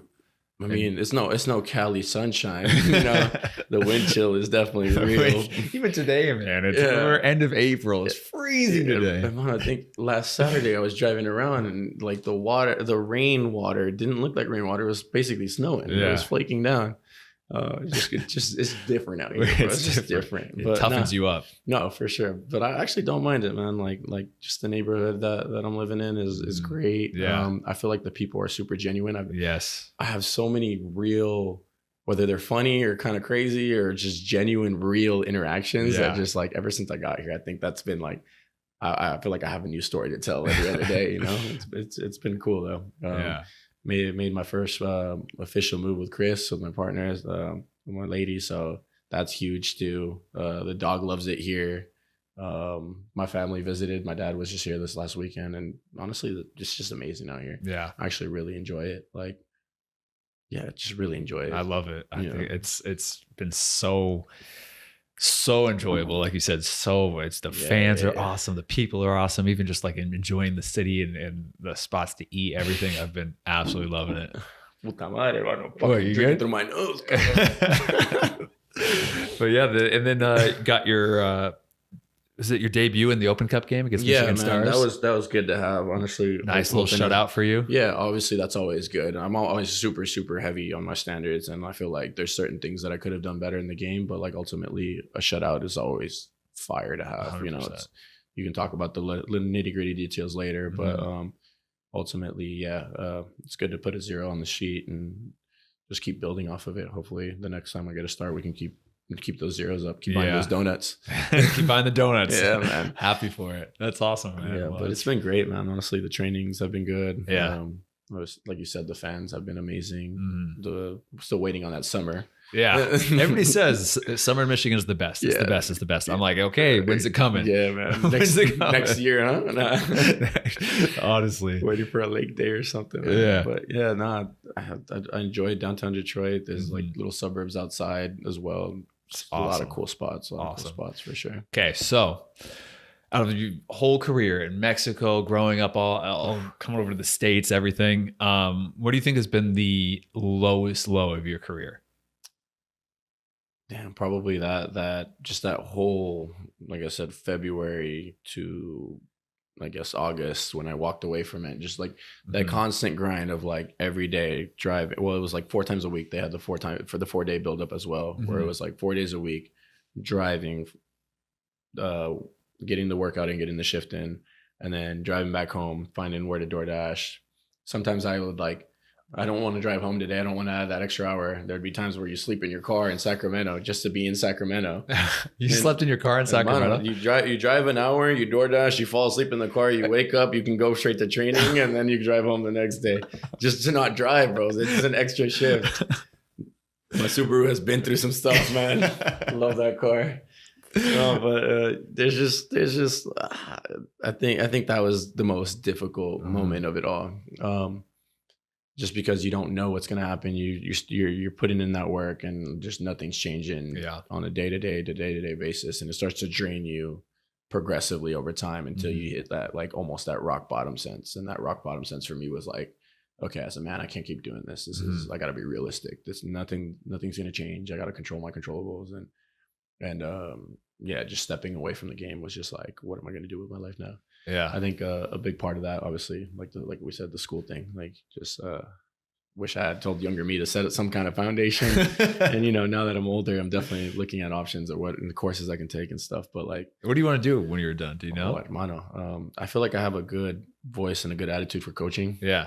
Especially like, I feel like if it was goalkeeper specific, like I know it enough. I've trained with a bunch of different coaches. Like, obviously there's still stuff that like the nitty details, that the little details that you can obviously learn in school for.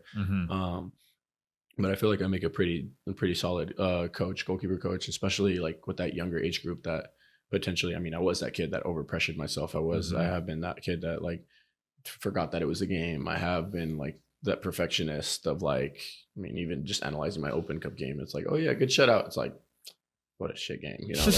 Like my touches weren't as good, or my decision making potentially could have been a lot better. And it's like, you know, I just like, I guess like that mental side of that could be something that I feel like I could input a lot and help somebody grow as a goalkeeper. On the flip side, also as a like almost a personal trainer or that type of side, or if it was physical therapist is something I feel like I could grow in, just like that mental side, because I feel like I've been through it enough to where I can help somebody grow with it. But obviously it comes with like schooling, preparation. I couldn't do that today. But yeah, I think something along those lines I could potentially really excel in. Yeah. What about you? I don't know yet. I mean, I want to do something in the coaching aspect. I also love making the YouTube videos. Yeah, I don't know if to go fully into that or to have my foot in coaching or what. Honestly, I don't 100% know, but like I want to be involved in the game for sure. Yeah, for sure. I feel like you don't really know until it's like around the corner. And even when I was in it, I was just like, damn, the whole month I was like, what do I want to do today? It's tough, it's man. Crazy. It's tough, I think. What do you think? It's also so interesting too, because like I can relate to that aspect so much because I trained with Sacramento the entire year, my first year when I dropped out of college, because I thought same thing, like, oh, I'm gonna have so many teams coming after me in the USL. Dropped out, nothing really was coming to fruition. I went on trials, and then I just trained with Sacramento. Same thing, Sumas River College, going there, showing up, getting my spot in the corner of the locker room. It's like same thing, man. Like it just grinding, being like what am I doing? Is this gonna work? If it does work, is it even gonna be worth it? Like it's just so many thoughts going through my head. Oh, for sure. But it's crazy. On the flip side, what has been the absolute best moment of your career? Highest high? Oof, that's rough. I feel like there's no like one specific moment where I've had like that moment of like just like, all right, this is it, raise the championship. And even like I feel like it's tough because what people don't tell you, or I guess like as like almost a role player, which I feel like a lot of my career has been like being able to do really well, and then have a moment where it gets chopped off or it gets cut off. So I feel like I'm still waiting on that specific moment. But I think my grandpa's always told me like happiness is in learning when to accept those moments. So like when learning how to take in like those good moments. And I don't think there's been like one specific moment, but like obviously like signing my first contract, which led to a lot of beautiful experiences, was amazing. Something that I didn't talk about that helped me when I was in that Tercera de Gigantera, there was a I guess a U17 trip that we took to Germany and to the Netherlands, and where we played 2 different tournaments. And in this German tournament, we played like Ajax, Cape Town, and stuff like that. A couple of other teams from the lower divisions of Germany. And in this tournament, I remember a semifinal game. I made 3 PK saves to push us on into the final, and didn't really shut them out. I won't tell you that I didn't make a single save in the final shootout. We played we played the Wolves from England. We played the Wolves. Didn't make a single save, but because of my semifinal performance and in the group stage, I was making good plays and actually kept us in the game for that final. I ended up winning best goalkeeper of the tournament. Wow, which is pretty cool. That's sick. That's really cool. Yeah, man. They gave me a nice little watch, which ended up getting stolen in Casa Club in Mexico. Yeah, bro. Down bad. Can't have shit in Casa Club, bro. Man, no chance. Can't have anything nice. That's crazy. But that was a cool little highlight. Yeah. Obviously my first preseason, a cool little highlight. I'll show you that picture of how they did my haircut. Yes. Man. Yeah. Because I was alone, I was the only one to like, That's you know, tough. that went in. I was just walking around Cancun. We were at the Moon Palace Resort walking around. I could hear all the Americans that were on vacation. Oh, they hazed them, you know. They Like, hazed they him. hazed the kid. That's You know, funny. crazy ass haircut. But Mhm. I mean, that was obviously a cool experience. Yeah. Yeah, first preseason was nice. There's just different moments I feel like that genuinely like I look back on and I was like, oh, that was pretty cool. Yeah. It's part of a movie because that Matias Almeida era where they won 5 championships in 3 years. Yeah. They ended up doing a documentary of like, oh man, like, you know, fighting relegation to this coach comes in, everything goes amazing. They made a movie on it, you know, come out in 3 scenes. Yeah, that's my guy, movie star right there. But they made a whole event for it. Do you get any money from that? Oh no, man! No. If I ask for money, they cut me out of the film, puppy. The 3 scenes. Yeah, and then at the credits, the name at the end, cut that out too. Dude, what about like the big stars of like the team at the time? Do they get money from that, or they've already made so much money from like I remember there was like a couple of bonuses that I was a part of. And there was a cutoff. So there was me being the 4th goalkeeper, got cool little bonuses, but I remember there was a cutoff where they didn't want to pay. They had just won the league and the Copa MX, double the 2 tournaments that were available to compete. Yeah. And they had told them that they were going to pay them a certain amount of bonus. And I was getting some of it, you know, nothing compared to like a starter bonus, but I was getting some of it.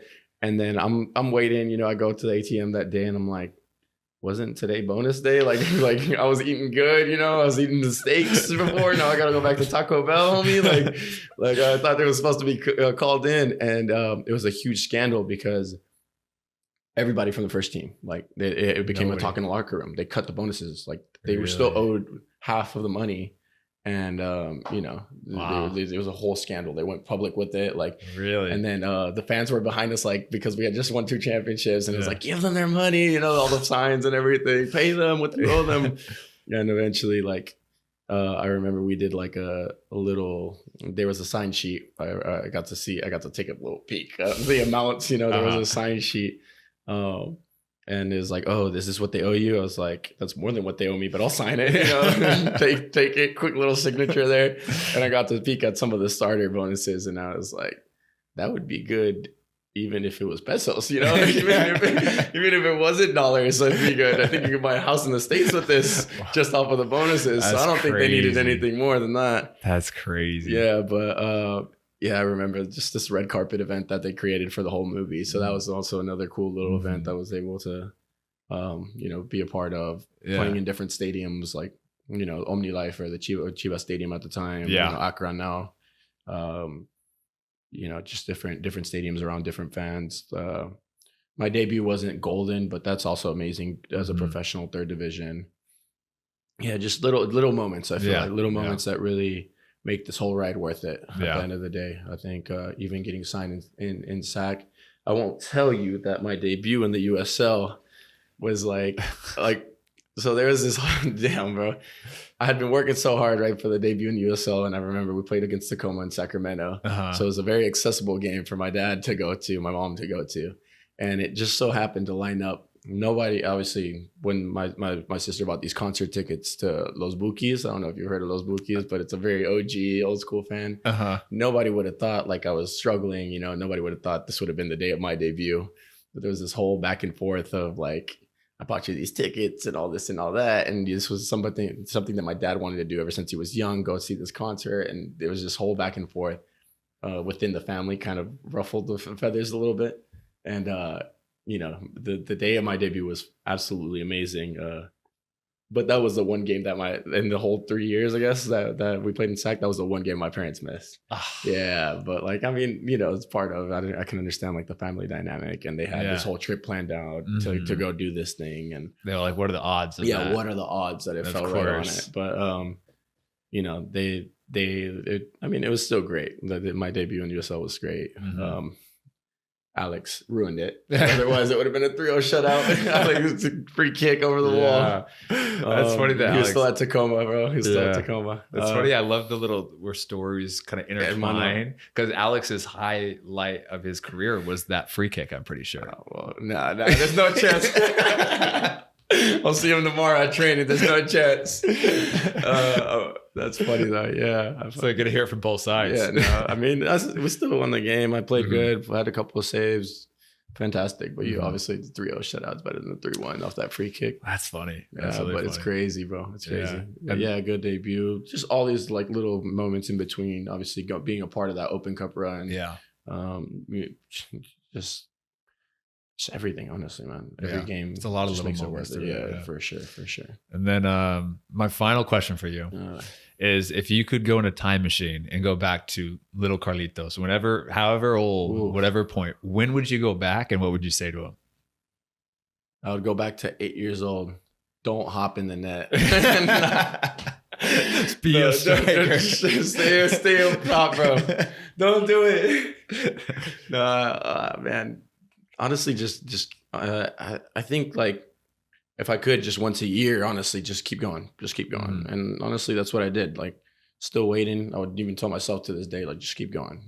There's still so much to be lived and there's so much to like, experience. And sometimes I was telling you earlier the other day, telling you like sometimes you don't realize how much you've overcome, how much beautiful moments you've lived because you're always focused on wanting more and wanting more. And like it's the athlete mentality. And I still want more, but obviously being where I am, it's a good place to be. I don't know what. Put it on silent. It's a fine. It's a fine. It's a fine, and it's on TV. It's on the channel. $5 fine. Got it. Okay. But I think more than anything, just keep going, man. It's that you are. I would tell my little self, that would be like, you are exactly where you need to be. Just keep going. It can only get better from here. I like it. Yeah, it's just simple. Just keep pushing on. Awesome. Well, Carlos, thank you so much for hopping on the podcast. Really appreciate it. Thank you for having me. Awesome story, and just really rooting for you for the rest of your career, rest of the season, all this kind of stuff. Keep it rolling. Let's go, baby. Thank you, bro. Appreciate it.